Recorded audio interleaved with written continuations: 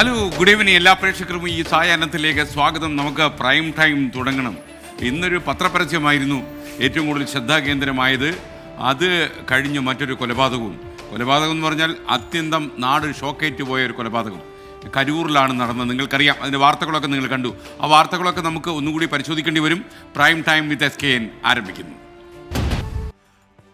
പ്രിയപ്പെട്ട പ്രേക്ഷകർക്ക് ഒരിക്കൽ കൂടി നമസ്കാരം. പാലക്കാട്ടെ വീറും വാശിയും നിറഞ്ഞ തെരഞ്ഞെടുപ്പ് പ്രചാരണത്തിന് ശേഷം പാലക്കാട്ട് നാളെ വിധി എഴുതുകയാണ്. തെരഞ്ഞെടുപ്പ് ആവേശത്തോടൊപ്പം ഇന്നത്തെ മുഴുവൻ വാർത്തകൾ, നമ്മൾ അറിഞ്ഞിരിക്കേണ്ട കാര്യങ്ങൾ, അറിഞ്ഞതിനപ്പുറമുള്ള കാര്യങ്ങൾ, നാളത്തെ വിശേഷങ്ങൾ, നാളത്തെ സാധ്യതകൾ, നമ്മൾ നാളെ അറിയേണ്ട കാര്യങ്ങൾ എല്ലാം അറിഞ്ഞതിനപ്പുറം എല്ലാം ഉൾപ്പെടുത്തി 1.5 മണിക്കൂർ ദൈർഘ്യത്തിൽ പ്രൈം ടൈം വിത്ത് SKN ആരംഭിക്കുന്നു.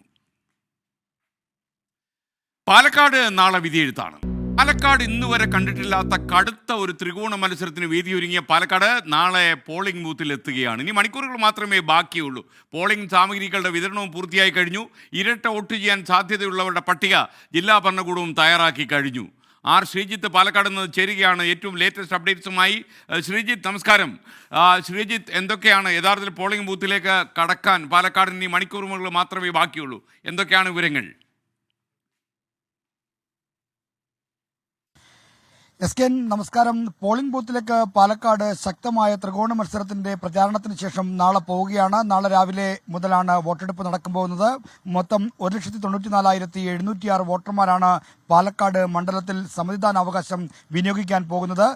ഇതിനായി 184 പോളിംഗ് ബൂത്തുകളാണ് ക്രമീകരിച്ചിരിക്കുന്നത്. ഈ പോളിംഗ് ബൂത്തുകളിലേക്കുള്ള സാമഗ്രികളുടെ വിതരണം ഉച്ചയോടെ പൂർത്തിയായി. എല്ലാ പോളിംഗ് സ്റ്റേഷനുകളും ഒരുങ്ങിക്കഴിഞ്ഞു. നാളെ രാവിലെ 5:30 മോക്ക് പോളിംഗ് ആരംഭിക്കും. 7 മണി മുതൽ വൈകുന്നേരം 6 മണി വരെയാണ് വോട്ടെടുപ്പ് നടക്കുന്നത്. എന്തായാലും കഴിഞ്ഞ തവണ 75.07% പാലക്കാട് മണ്ഡലത്തിലെ പോളിംഗ് ശതമാനം. അതിനപ്പുറത്തേക്ക് കിടക്കുന്ന ഒരു പോളിംഗ് ഉണ്ടാകുമോ എന്ന നിലയിലാണ് എല്ലാവരും ഉറ്റുനോക്കുന്നത്. കാരണം അത്രയ്ക്ക് വാശിയേറിയ മത്സരമാണ് പാലക്കാട് നടന്നത്. ശക്തമായ ത്രികോണ മത്സരം. BJP മണ്ഡലം പിടിച്ചെടുക്കുമെന്ന പ്രതീതിയുള്ളത് കൊണ്ട് തന്നെ UDF ശക്തമായ പ്രചരണ രംഗത്തുണ്ടായിരുന്നു. UDF 1ാം സ്ഥാനത്ത് നിലനിൽക്കുന്ന സ്ഥലമാണ് പാലക്കാട്.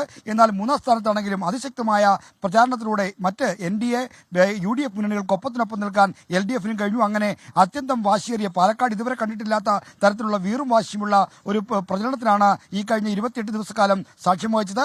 അനവധി ട്വിസ്റ്റുകൾ, സർപ്രൈസുകൾ, നാടകീയ മുഹൂർത്തങ്ങളെല്ലാം ഒരുക്കി വെച്ചതായിരുന്നു പ്രചാരണം. എന്തായാലും കേരള രാഷ്ട്രീയത്തിൽ ഇതുവരെ കണ്ടിട്ടില്ലാത്ത ശക്തമായ പോരാട്ടമാണ് പാലക്കാട് നടന്നത്. നാളെ രാവിലെ 7 മണിക്ക് പോളിംഗ് ആരംഭിക്കും. എല്ലാ ഒരുക്കങ്ങളും പൂർത്തിയായിരിക്കുന്നു. 5:30 മോക്ക് പോളിംഗ് നടക്കുക. Okay, thank you. ശ്രീജിത്താണ് വിവരങ്ങൾ നൽകിയത്. പാലക്കാട് വോട്ടെടുപ്പിന് മണിക്കൂറുകൾ മാത്രം ബാക്കി നിൽക്കെ പത്രപരസ്യത്തിൽ CPM ശരിക്കും വെട്ടിലായി പോയി. സന്ദീപ് വാര്യരുടെ പഴയ ന്യൂനപക്ഷ വിരുദ്ധ പരാമർശങ്ങൾ ഉയർത്തിക്കാട്ടി സുന്നി വിഭാഗങ്ങളുടെ പത്രങ്ങളിൽ നൽകിയ പരസ്യമാണ് CPMനെ ശരിക്കും വെട്ടിലാക്കിയത്. തെരഞ്ഞെടുപ്പ് മോണിറ്ററിംഗ് സമിതിയുടെ അനുമതിയില്ലാതെയാണ് ഈ പരസ്യം നൽകിയത്. സരിൻ തരംഗം എന്ന തലക്കെട്ടോടെ സുപ്രഭാതം, സിറാജ് പത്രങ്ങളിൽ LDF നൽകിയ പരസ്യമാണ് വിവാദവും പിന്നീട് പൊല്ലാപ്പുമായത്.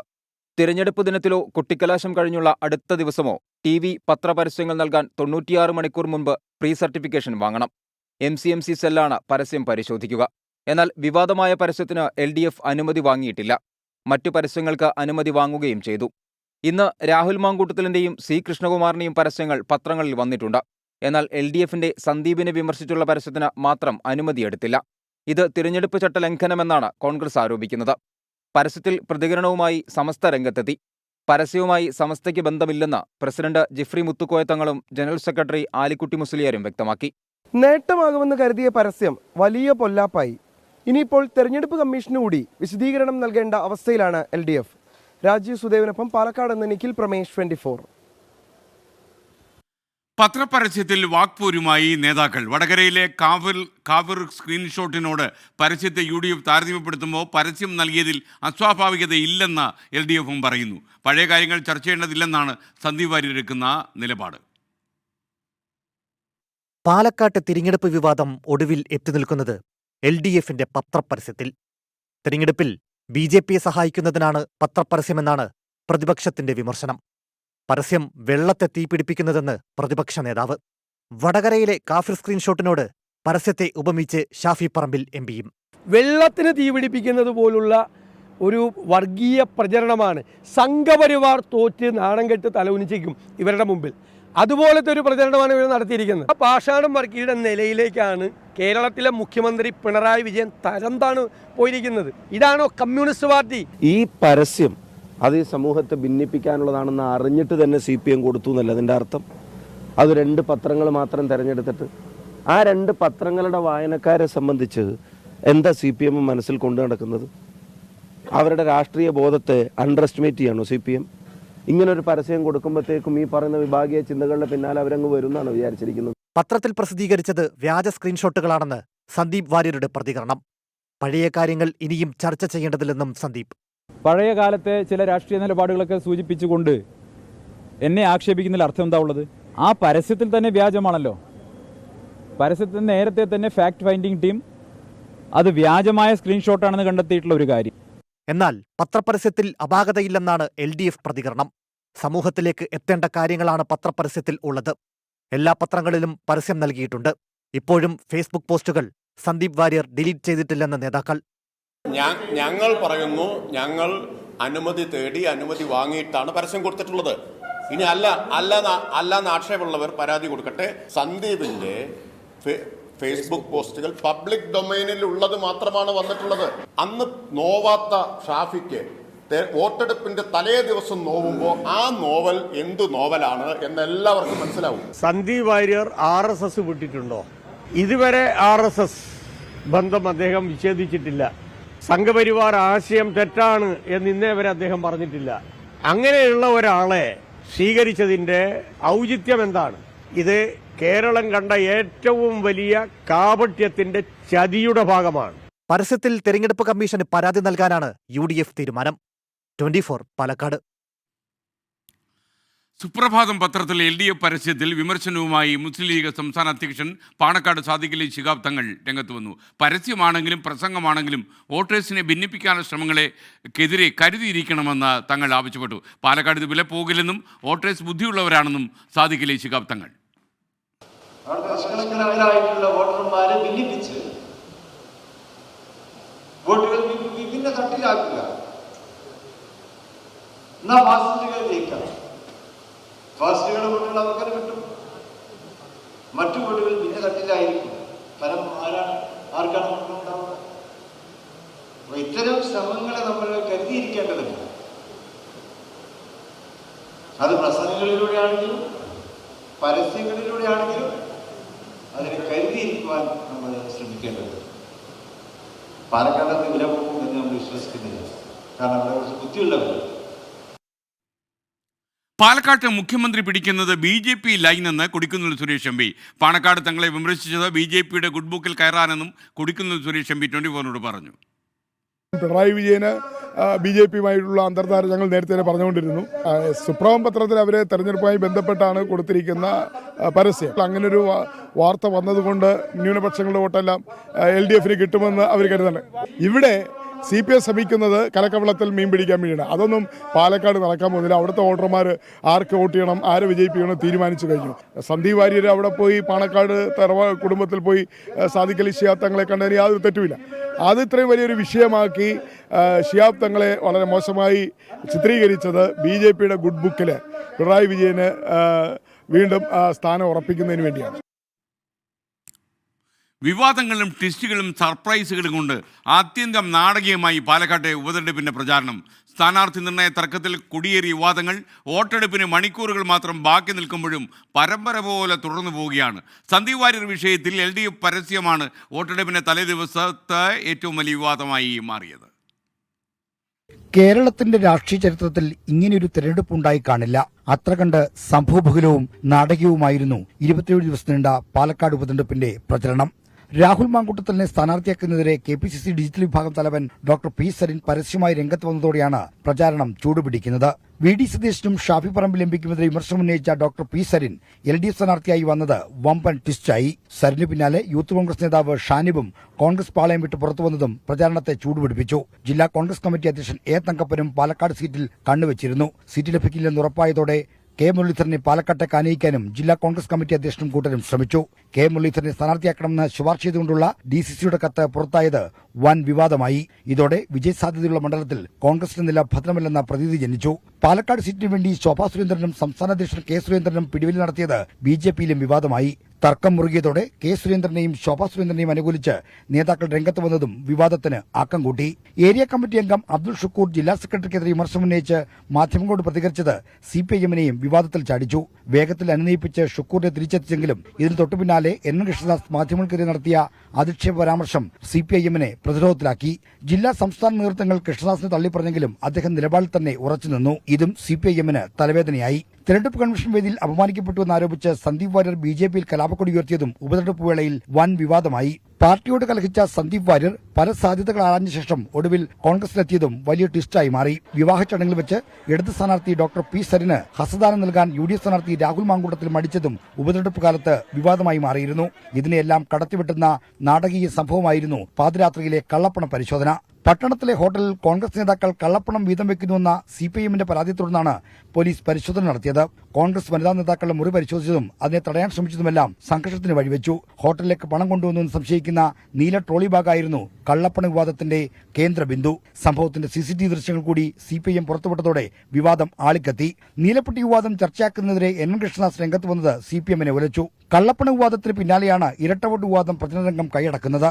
2700 ഇരട്ട വോട്ടുകളുണ്ടെന്ന CPIM ജില്ലാ സെക്രട്ടറിയുടെ ആരോപണത്തിന് പിന്നാലെ BJPയും ആക്ഷേപങ്ങളുമായി കളത്തിലിറങ്ങി. ഇടത് സ്ഥാനാർത്ഥി പാലക്കാട് വോട്ട് ചേർത്ത് ഉന്നയിച്ചുകൊണ്ട് കോൺഗ്രസും രംഗത്ത് വന്നു. വോട്ടെടുപ്പ് ദിവസം വരെ നീളുന്ന വിവാദമായി ഇത് മാറിയിട്ടുണ്ട്. പോളിംഗ് ബൂത്തിലേക്ക് പോകാൻ മണിക്കൂറുകൾ ബാക്കി നിൽക്കെ LDFന്റെ പത്രപരസ്യമാണ് മണ്ഡലത്തിൽ ചർച്ചയാകുന്ന പുതിയ വിവാദം. വിവാദങ്ങളിൽ നിന്ന് വിവാദങ്ങളിലേക്ക് ഒഴുകിയ പാലക്കാട്ടെ പ്രചരണം കേരളത്തിന്റെ രാഷ്ട്രീയ ചരിത്രത്തിൽ അടയാളപ്പെടുത്തുന്ന ഒന്നായി മാറുമെന്ന് തീർച്ചയാണ്. 24 പാലക്കാട്. അതെ, ശ്രീജിത്ത് പറഞ്ഞതുപോലെ ഇത്രയധികം ട്വിസ്റ്റുകളും വിവാദങ്ങളും ഉണ്ടായ മറ്റൊരു ഉപതെരഞ്ഞെടുപ്പ് കേരളത്തിൽ ഇതുവരെ ഉണ്ടായിട്ടില്ല. ഇനി ഉണ്ടാകുമായിരിക്കും, അത് ഭാവിയിൽ. ഇനി മണിപ്പൂരിലേക്ക്. മണിപ്പൂർ അശാന്തമായി തുടരുന്നു.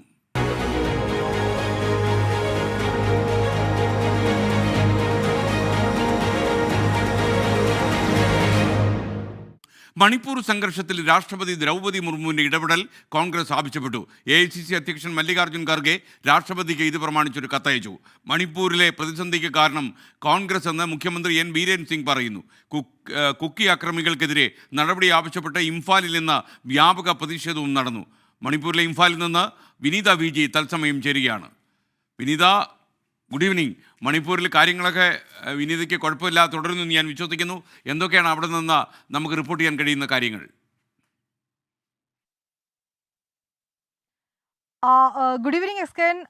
തീർച്ചയായും മണിപ്പൂരിൽ നമുക്ക് പ്രശ്നങ്ങളൊന്നുമില്ല. ഇവിടെ വ്യാപകമായിട്ടുള്ള പ്രതിഷേധം ഒരു ഭാഗത്ത് നടക്കുന്നുണ്ട്. മറുവശത്ത് വലിയ സുരക്ഷാ ക്രമീകരണങ്ങളാണ് ഏർപ്പെടുത്തിയിരിക്കുന്നത്. കർഫ്യൂ, ഒപ്പം തന്നെ ഇന്റർനെറ്റ് സേവനങ്ങൾക്കൊക്കെ തന്നെ നിരോധനം ഇപ്പോഴും തുടരുകയാണ്. പല മേഖലകളിലും ATM കൗണ്ടറുകളിൽ പോലും പണമില്ലാത്തൊരു അവസ്ഥയുണ്ട്. ജനജീവിതം ഇങ്ങനെ ഓരോ മണിക്കൂറും ദുസ്സഹമായിക്കൊണ്ടിരിക്കുന്ന ഒരു സാഹചര്യം തന്നെയാണ് നിലവിലുള്ളത്. മറുവശത്ത് ഈ മണിപ്പൂർ സംബന്ധിച്ചുകൊണ്ടുള്ള രാഷ്ട്രീയ പോര് അത് അങ്ങനെ തുടരുകയാണ്. ഈ മുഖ്യമന്ത്രി N. ബീരേൻ സിംഗിനെതിരെ കോൺഗ്രസ് നേരത്തെ തന്നെ രംഗത്തെത്തിയിട്ടുണ്ടായിരുന്നു. ഇപ്പോൾ ഈ സ്ഥിതിഗതികൾ ഇങ്ങനെ രൂക്ഷമാവുന്ന സാഹചര്യത്തിൽ സംസ്ഥാന കേന്ദ്ര സർക്കാരുകൾ പൂർണ്ണ പരാജയമെന്നാണ് P. ചിദംബരം ആരോപിച്ചിരിക്കുന്നത്. ഇതിനെതിരെ ഇന്ന് മുഖ്യമന്ത്രിയുടെ ഒരു മറുപടി കൂടി ഉണ്ടായിരുന്നു. N. ബീരേൻ സിംഗ് ഇതിൽ പറയുന്നത് ഈ കോൺഗ്രസിന്റെ ഭരണ സമയത്താണ് മ്യാൻമറിൽ നിന്നൊക്കെയുള്ളൊരു കുടിയേറ്റം മണിപ്പൂരിലേക്ക് അനുവദിച്ചിട്ടുണ്ടായിരുന്നത്. അതുകൊണ്ട് തന്നെ ഇപ്പോൾ ഈ നടക്കുന്ന പ്രശ്നങ്ങളിൽ നിന്ന് കോൺഗ്രസിന് കൈ കഴുകാൻ കഴിയില്ല എന്നാണ് പറയുന്നത്. അതേസമയം മല്ലികാർജ്ജുൻ ഖാർഗെ, ദേശീയ അധ്യക്ഷൻ മല്ലികാർജ്ജുൻ ഖാർഗെ രാഷ്ട്രപതിക്ക് കത്ത് അയച്ചിരിക്കുകയാണ്. കേന്ദ്ര സംസ്ഥാന സർക്കാരുകൾ സമാധാനം പുനഃസ്ഥാപിക്കുന്നതിലും അക്രമങ്ങൾ തടയുന്നതിലും ഒക്കെ തന്നെ പൂർണ്ണ പരാജയമാണെന്നും ഇക്കാര്യത്തിൽ ഒരു ഇടപെടൽ ഉണ്ടാകണമെന്നും പറയുന്നുണ്ട്. ഒപ്പം ഈ കോൺഗ്രസ് നേരത്തെ തന്നെ ഉന്നയിക്കുന്ന മറ്റൊരു ആവശ്യം, പ്രധാനമന്ത്രി മണിപ്പൂരിലെത്തി സ്ഥിതിഗതികൾ നിരീക്ഷിക്കണം, മണിപ്പൂർ സന്ദർശിക്കണമെന്നൊക്കെ പറയുന്നുണ്ട്. ഈ കാര്യവും ആ കത്തിൽ ചൂണ്ടിക്കാട്ടിയിരിക്കുകയാണ്. ഇന്ന് രാവിലെ മുതൽ തന്നെ SKN സൂചിപ്പിച്ചതുപോലെ ഇംഫാലിലെ വിവിധ മേഖലകളിൽ വലിയ രീതിയിലേക്കുള്ള പ്രതിഷേധങ്ങൾ നടക്കുന്നുണ്ട്. മെയ്തേ വിഭാഗങ്ങളുടെ പ്രതിഷേധമാണ് നടക്കുന്നത്. ഇവർക്ക് സുരക്ഷ ഉറപ്പാക്കുക, ഒപ്പം തന്നെ ഈ ആക്രമണം നടത്തുന്ന കുക്കി അക്രമികൾക്കെതിരെ കടുത്ത നടപടിയെടുക്കുക തുടങ്ങിയ ആവശ്യങ്ങളാണ് മുന്നോട്ട് വച്ചിരിക്കുന്നത്. കഴിഞ്ഞ ദിവസം മുഖ്യമന്ത്രിയുടെ വസതിയിൽ പ്രത്യേക യോഗമൊക്കെ തന്നെ ചേർന്നിട്ടുണ്ടായിരുന്നു. ആ യോഗത്തിൽ ഒരു പ്രമേയവും പാസാക്കിയിട്ടുണ്ടായിരുന്നു. അതിൽ ആദ്യഘട്ടത്തിൽ തീരുമാനിച്ചിരുന്നത് 7 ദിവസത്തിനുള്ളിൽ ഈ സ്ഥിതിഗതികൾ പൂർണ്ണമായും നിയന്ത്രണ വിധേയമാക്കണം, സമാധാനം പുനഃസ്ഥാപിക്കണം തുടങ്ങിയ ആവശ്യങ്ങളൊക്കെ തന്നെയാണ് ഇപ്പോൾ ഈ കൊക്കോമി സംഘടനകളടക്കം രംഗത്തെത്തിയിരിക്കുന്നത്.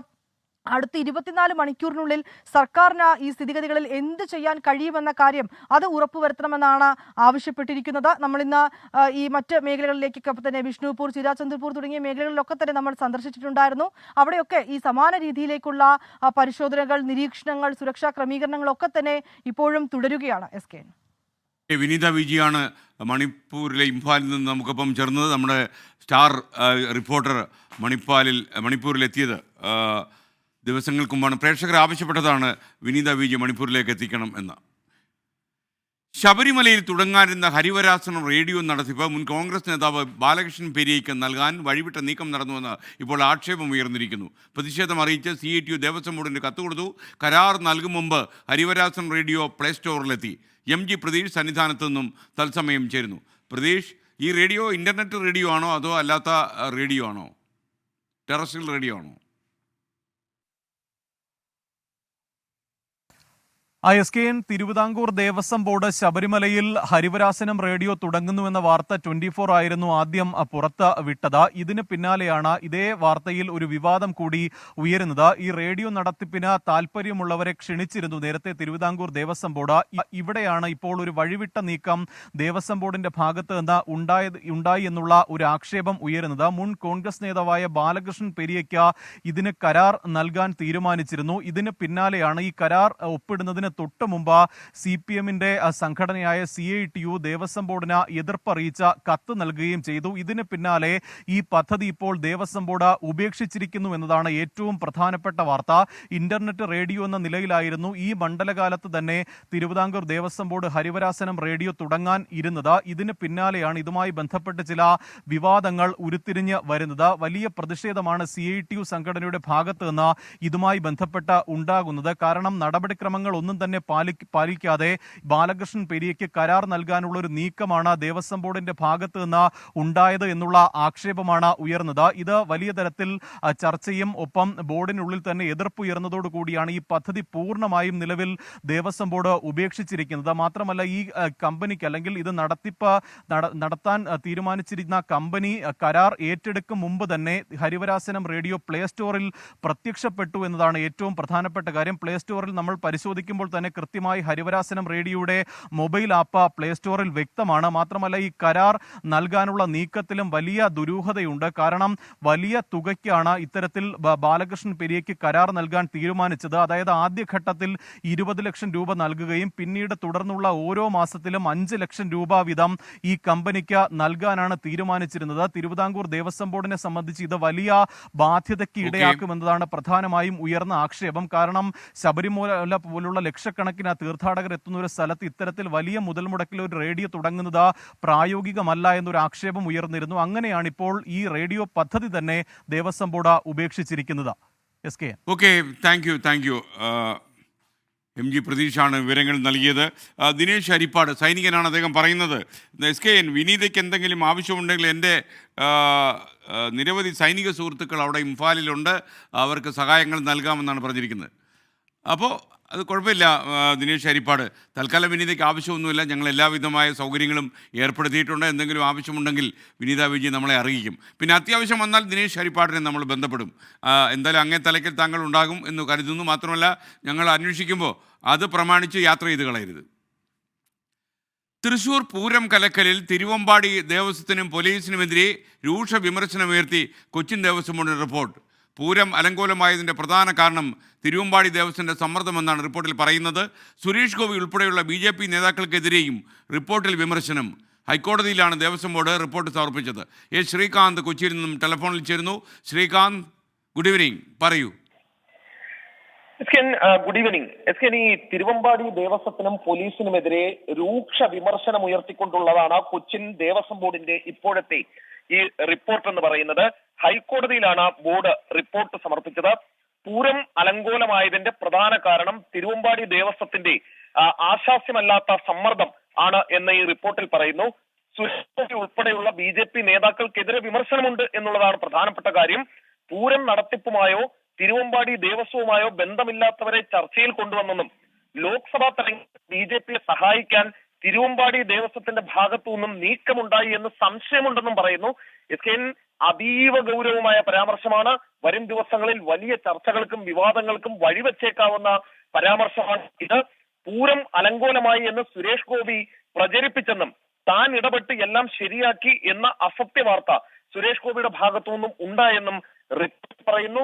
റിപ്പോർട്ട് കോടതിയുടെ പക്കലുണ്ട്. ഇനി അത് കോടതി പരിശോധിക്കും. ശേഷം വാദമുഖങ്ങളിലേക്ക് നീങ്ങും. SKN ഒരു കാര്യം ഉറപ്പിച്ചു പറയാം, വരും ദിവസങ്ങളിലെ വിവാദങ്ങളിൽ ഈ പൂരവുമായി ബന്ധപ്പെട്ട ഈ വാർത്ത, ഈ റിപ്പോർട്ട് ഇടം പിടിക്കും. Okay, thank U. ശ്രീകാന്താണ് വിവരങ്ങൾ നൽകിയത്. പ്രൈം ടൈം തുടരുകയാണ്. സോജൻ ജോസഫ് യൂട്യൂബിൽ ഒരു കാര്യം കുറിച്ചിരിക്കുന്നു. SKN താങ്കൾക്കുള്ള ഉപദേശമാണല്ലോ ഇന്ന് കമൻറ്റ് ബോക്സ് നിറയെ. നാളെ പോളിംഗ് ബൂത്തിലേക്ക് പോകല്ലേ പാലക്കാട്? കക്ഷി ചേരിതിരിഞ്ഞ് ആളുകൾ എന്നെ ഉപദേശിച്ചുകൊണ്ടേ ഇരിക്കുക. എനിക്കാണ് ഈ ഉപദേശമൊന്നും ആവശ്യമില്ല താനും. കാര്യം കക്ഷി രാഷ്ട്രീയത്തിൽ ഇക്കാര്യത്തിൽ ഇടപെടാൻ ഞാൻ തയ്യാറല്ല. ഇനി നമുക്ക് ഇന്ന് നടന്ന അരുംകൊലയുടെ വാർത്തയിലേക്ക്. ഇന്ന് നാടിനെ നടുക്കിയ കൊലപാതകത്തിൻ്റെ വാർത്ത മോർണിംഗ് ഷോയിൽ തന്നെയാണ് പുറം ലോകം അറിഞ്ഞത്. മണ്ണ് മൂടാതെ സത്യം.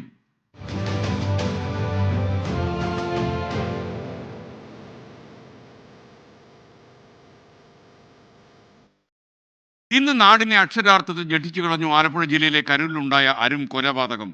കൊല്ലം കരുനാഗപ്പള്ളി സ്വദേശി വിജയലക്ഷ്മിയാണ് പ്രതി ജയചന്ദ്രൻ വെട്ടിക്കൊലപ്പെടുത്തിയ ശേഷം തൊട്ടടുത്ത പറമ്പിൽ കുഴിച്ചുമൂടിയത്. പ്രതിയുമായി നടത്തിയ തെരച്ചിലിൽ മൃതദേഹം പോലീസ് കണ്ടെടുത്തു. നടക്കുന്ന കൊലപാതകത്തിൻ്റെ വിവരങ്ങൾ 24-ലൂടെ ഞങ്ങളുടെ കൊല്ലം പ്രതിനിധി അരുൺ രാജാണ് പുറത്തുവിട്ടത്. ഈ മാസം 6-നാണ് കരുനാഗപ്പള്ളി ആദിനാട് സ്വദേശി വിജയലക്ഷ്മിയെ കാണാതാകുന്നത്. തുടർന്ന് സഹോദരി 13-ാം തീയതി പോലീസിൽ പരാതി നൽകി. സംഭവത്തിൽ അന്വേഷണം ആരംഭിച്ച കരുനാഗപ്പള്ളി പോലീസ് വിജയലക്ഷ്മിയുടെ ഫോൺ കോൾ വിവരങ്ങൾ ശേഖരിച്ചതോടെയാണ് കൊലപാതകത്തിന്റെ ചുരുളഴിയുന്നത്. നവംബർ 6-ന് രാത്രിയോടെ ജയചന്ദ്രന്റെ വീട്ടിലെത്തിയ വിജയലക്ഷ്മി അവിടെ തങ്ങി. ഇതിനിടയിൽ പുലർച്ചെ വിജയലക്ഷ്മിക്കെത്തിയ ഫോൺ കോൾ ജയചന്ദ്രനെ പ്രകോപിപ്പിച്ചു.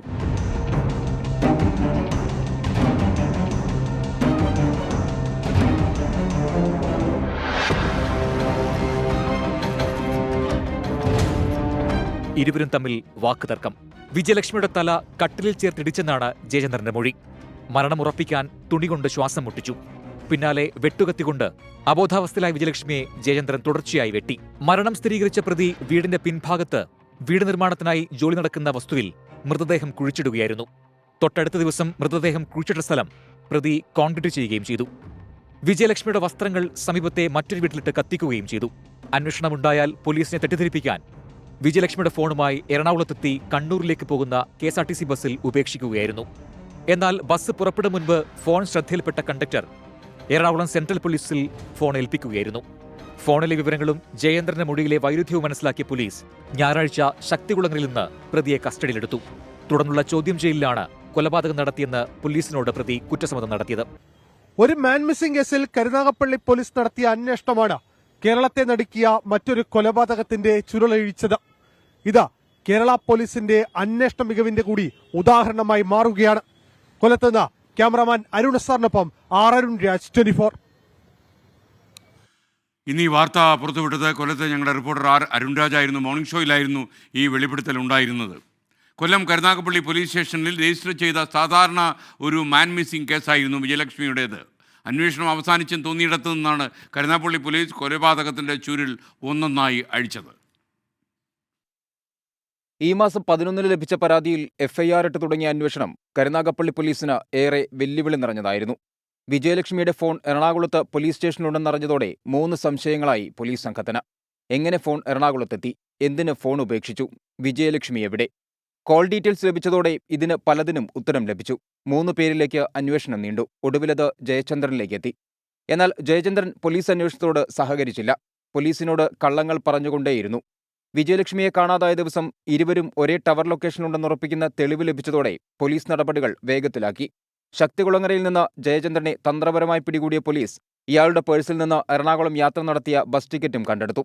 തെളിവുകളുടെ അടിസ്ഥാനത്തിൽ നടത്തിയ പോലീസ് ചോദ്യം ചെയ്യലിൽ ജയചന്ദ്രന് പിടിച്ചു നിൽക്കാൻ സാധിച്ചില്ല. തുടർന്ന് ഇയാൾ കുറ്റസമ്മതം നടത്തി. അരുൺ രാജ്, 24, കൊല്ലം.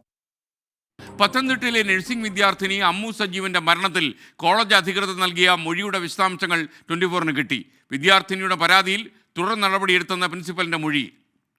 ആരോപണ വിധേയരായ 3 വിദ്യാർത്ഥികൾക്കും മെമ്മോ കൊടുത്തതും ആരോഗ്യ സർവകലാശാല നിയോഗിച്ച അന്വേഷണ സംഘത്തിന് നൽകിയ മൊഴിയിൽ പറയുന്നു. ജയശങ്കർ പത്തനംതിട്ടയിൽ നിന്ന് വിവരങ്ങളുമായി ചേരുന്നു. ജയശങ്കർ, ഗുഡ് ഈവനിങ്, പറയൂ.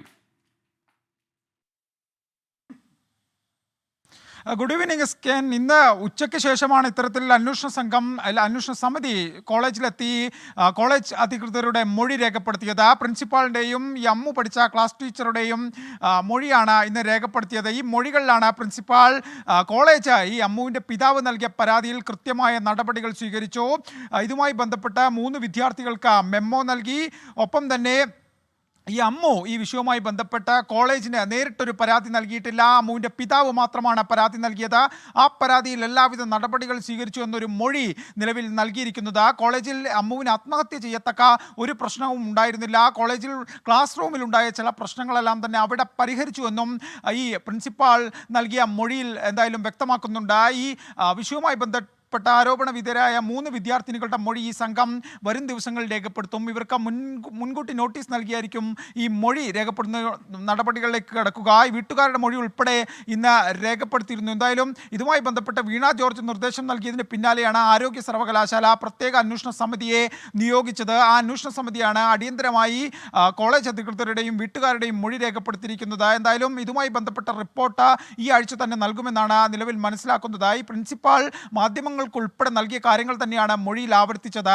അതായത് കോളേജിന് ഒരു തരത്തിലുള്ള വീഴ്ചയില്ല എന്ന് കോളേജ് വീണ്ടും ആവർത്തിക്കുന്നു. ഒപ്പം തന്നെ ഇതുമായി ബന്ധപ്പെട്ട സ്വീകരിച്ച നടപടികളുടെ ഫയലുകളും ഈ അന്വേഷണ സമിതിക്ക് നൽകിയിട്ടുണ്ട്. എന്തായാലും അന്വേഷണ സമിതിയുടെ അന്വേഷണം പുരോഗമിക്കുകയാണ്. മറ്റൊരു തലത്തിൽ പോലീസ് അന്വേഷണവും നടക്കുന്നുണ്ട്. ഡിജിറ്റൽ തെളിവുകൾ ഉൾപ്പെടെ പരിശോധിച്ച ശേഷം ഈ 3 ആരോപണ വിധേയരായ വിദ്യാർത്ഥികളെയും കൂടുതൽ സഹപാഠികളെയും ചോദ്യം ചെയ്ത് തുടരന്വേഷണത്തിലേക്ക് കടക്കാനാണ് പോലീസിൻ്റെ ഒരു തീരുമാനം. 2 അന്വേഷണങ്ങളാണ് അമ്മു സജീവിൻ്റെ മരണവും ബന്ധപ്പെട്ട ഇപ്പോൾ നടക്കുന്നത്. ഈ 2 അന്വേഷണങ്ങളും അതിൻ്റെ തുടക്കഘട്ടത്തിൽ മാത്രമാണ്. ഇതിൻ്റെ അന്തിമ ഘട്ടത്തിൽ എത്തുമ്പോഴായിരിക്കും ഈ മരണത്തിൽ കുടുംബം ആരോപിക്കുന്നത് പോലെ ദുരൂഹതയുണ്ടോ അതോ മറ്റെന്തെങ്കിലും വിഷയമാണോ എന്ന കാര്യത്തിൽ വ്യക്തത വരിക. എസ്കേൻ. Okay, thank you. എ.വി. ജയശങ്കറാണ് വിവരങ്ങളുമായി നമുക്ക് പത്തനംതിട്ടയിൽ നിന്ന് ചേർന്നത്. മുസ്ലിം ലീഗ് സംസ്ഥാന അധ്യക്ഷൻ പാണക്കാട് സാദിഖ് അലി ശിഹാബ് തങ്ങൾക്കെതിരായ പരാമർശത്തിൽ മുഖ്യമന്ത്രി പിണറായി വിജയൻ ഇന്നും ഉറച്ചു നിന്നു. ആത്മീയ നേതാവിനെ അല്ല, മുസ്ലിം ലീഗ് പ്രസിഡന്റിനെ കുറിച്ചാണ് താൻ പറഞ്ഞതെന്ന് മുഖ്യമന്ത്രി. പിണറായി വിജയനെ പിന്തുണച്ച കൂടുതൽ നേതാക്കൾ ഇന്ന് രംഗത്ത് വന്നു. എന്നാൽ സാദിഖ് അലി ശിഹാബ് തങ്ങളെ വിമർശിച്ചാൽ ശക്തമായ മറുപടി നൽകുമെന്ന് മുസ്ലിം ലീഗ് നേതാക്കൾ ആവർത്തിച്ചു. പാണക്കാട് സാദിഖ് അലി ശിഹാബ് തങ്ങൾ ജമാഅത്തെ ഇസ്ലാമിയുടെ അനുയായിയായെന്ന മുഖ്യമന്ത്രിയുടെ പരാമർശത്തെ ചൊല്ലി വാക്പോര് തുടരുകയാണ്. അതിനിടെ സാദിഖ് അലി ശിഹാബ് തങ്ങൾക്കെതിരായ വിമർശനം മുഖ്യമന്ത്രി ആവർത്തിച്ചു. രാഷ്ട്രീയ പാർട്ടി നേതാവ് സ്വീകരിക്കേണ്ട നിലപാടല്ല സാദിഖ് അലി സ്വീകരിച്ചത്. ജമാഅത്തെ ഇസ്ലാമിയെയും SDP-യെയും സ്വീകരിക്കുന്ന തീവ്രവാദ നിലപാടിനോട് ലീഗ് സമരസപ്പെട്ടെന്നും മുഖ്യമന്ത്രി. ലീഗിന്റെ ചിലര് എന്തൊരു ഉറഞ്ഞു തുള്ളലാണ് പാണക്കാട് തങ്ങളെക്കുറിച്ച് പറയാൻ. ഞാൻ പറഞ്ഞത് ഇന്ത്യൻ യൂണിയൻ മുസ്ലിം ലീഗിന്റെ പ്രസിഡന്റായ സാദിഖ് അലി തങ്ങളെക്കുറിച്ചാണ്. സാദിഖ് അലി തങ്ങൾ ഇന്ത്യൻ യൂണിയൻ ലീഗിന്റെ പ്രസിഡന്റായി വരുന്നതിന് മുൻപ് ഇന്ത്യൻ യൂണിയൻ മുസ്ലിം ലീഗ് ഏതെങ്കിലും ഘട്ടത്തിൽ ജമാഅത്തെ ഇസ്ലാമിയോടൊപ്പം നിന്നിട്ടുണ്ടോ?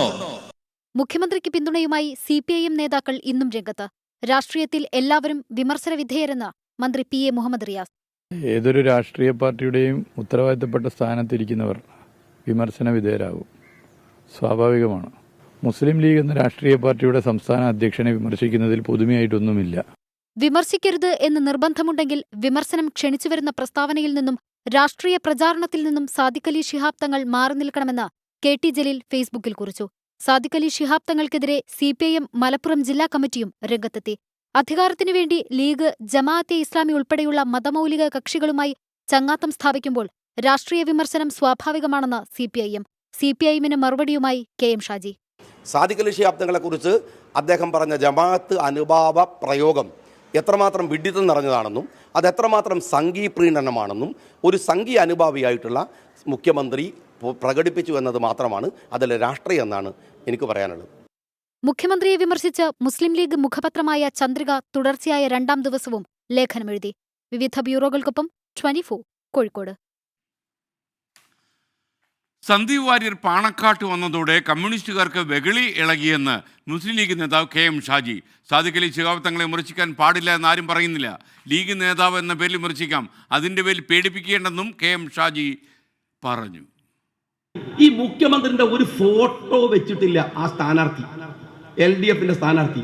വെച്ചാൽ ഉള്ള വോട്ട് കൂടി പോകുമ്പോൾ പേടിച്ചിട്ട് മാറ്റിവെക്കാൻ. എന്റെ പോയത്തക്കാരെ ദേശാഭിമാനിയിൽ പോലും അങ്ങനെ ഒരു പരസ്യം കൊടുത്തിട്ടില്ല. പക്ഷേ ഞങ്ങൾ ദേശാഭിമാനി ആൾക്കാർ വിശ്വസിക്കൂലെന്ന് ദേശാഭിമാനിക്കും CPM നല്ലോണം അറിയാം. പാണക്കാട് തങ്ങളെ വിമർശിക്കേണ്ടെന്ന് ഒരു വാക്ക് പോലും പറഞ്ഞു. വിമർശിച്ചോ? എന്താ പ്രശ്നമുള്ളത്? അവർ രാഷ്ട്രീയ നേതാക്കന്മാരല്ലേ? ആരാ വിമർശിക്കാൻ പാടില്ലാത്തത്? ഇന്ന് ഇളവരെ കാര്യം ചോദിക്കാൻ എന്തേ തങ്ങളെ ആരാടോ വിമർശിക്കേണ്ട പറഞ്ഞത്? ഞങ്ങൾ പറഞ്ഞ പൊളിറ്റിക്സിന്റെ ഉത്തരം പറ, അതിന്റെ മറുപടി പറ. ഒറ്റ കാര്യമുണ്ട്, പേടിപ്പിക്കരുത്. മഹാരാഷ്ട്ര നിയമസഭാ തെരഞ്ഞെടുപ്പിന് മണിക്കൂറുകൾ മാത്രം ശേഷിക്കെ BJPക്ക് നാണക്കേടായി കോഴ ആരോപണം. BJP ദേശീയ ജനറൽ സെക്രട്ടറി വിനോദ് താവ്ഡെ പണവുമായി ബഹുജൻ വികാസ് അഘാടി പാർട്ടി പ്രവർത്തകർ തടഞ്ഞുവെച്ചു. ജനാധിപത്യത്തെ അട്ടിമറിക്കാനാണ് BJPയുടെ ശ്രമമെന്ന് പ്രതിപക്ഷം ആരോപിച്ചു.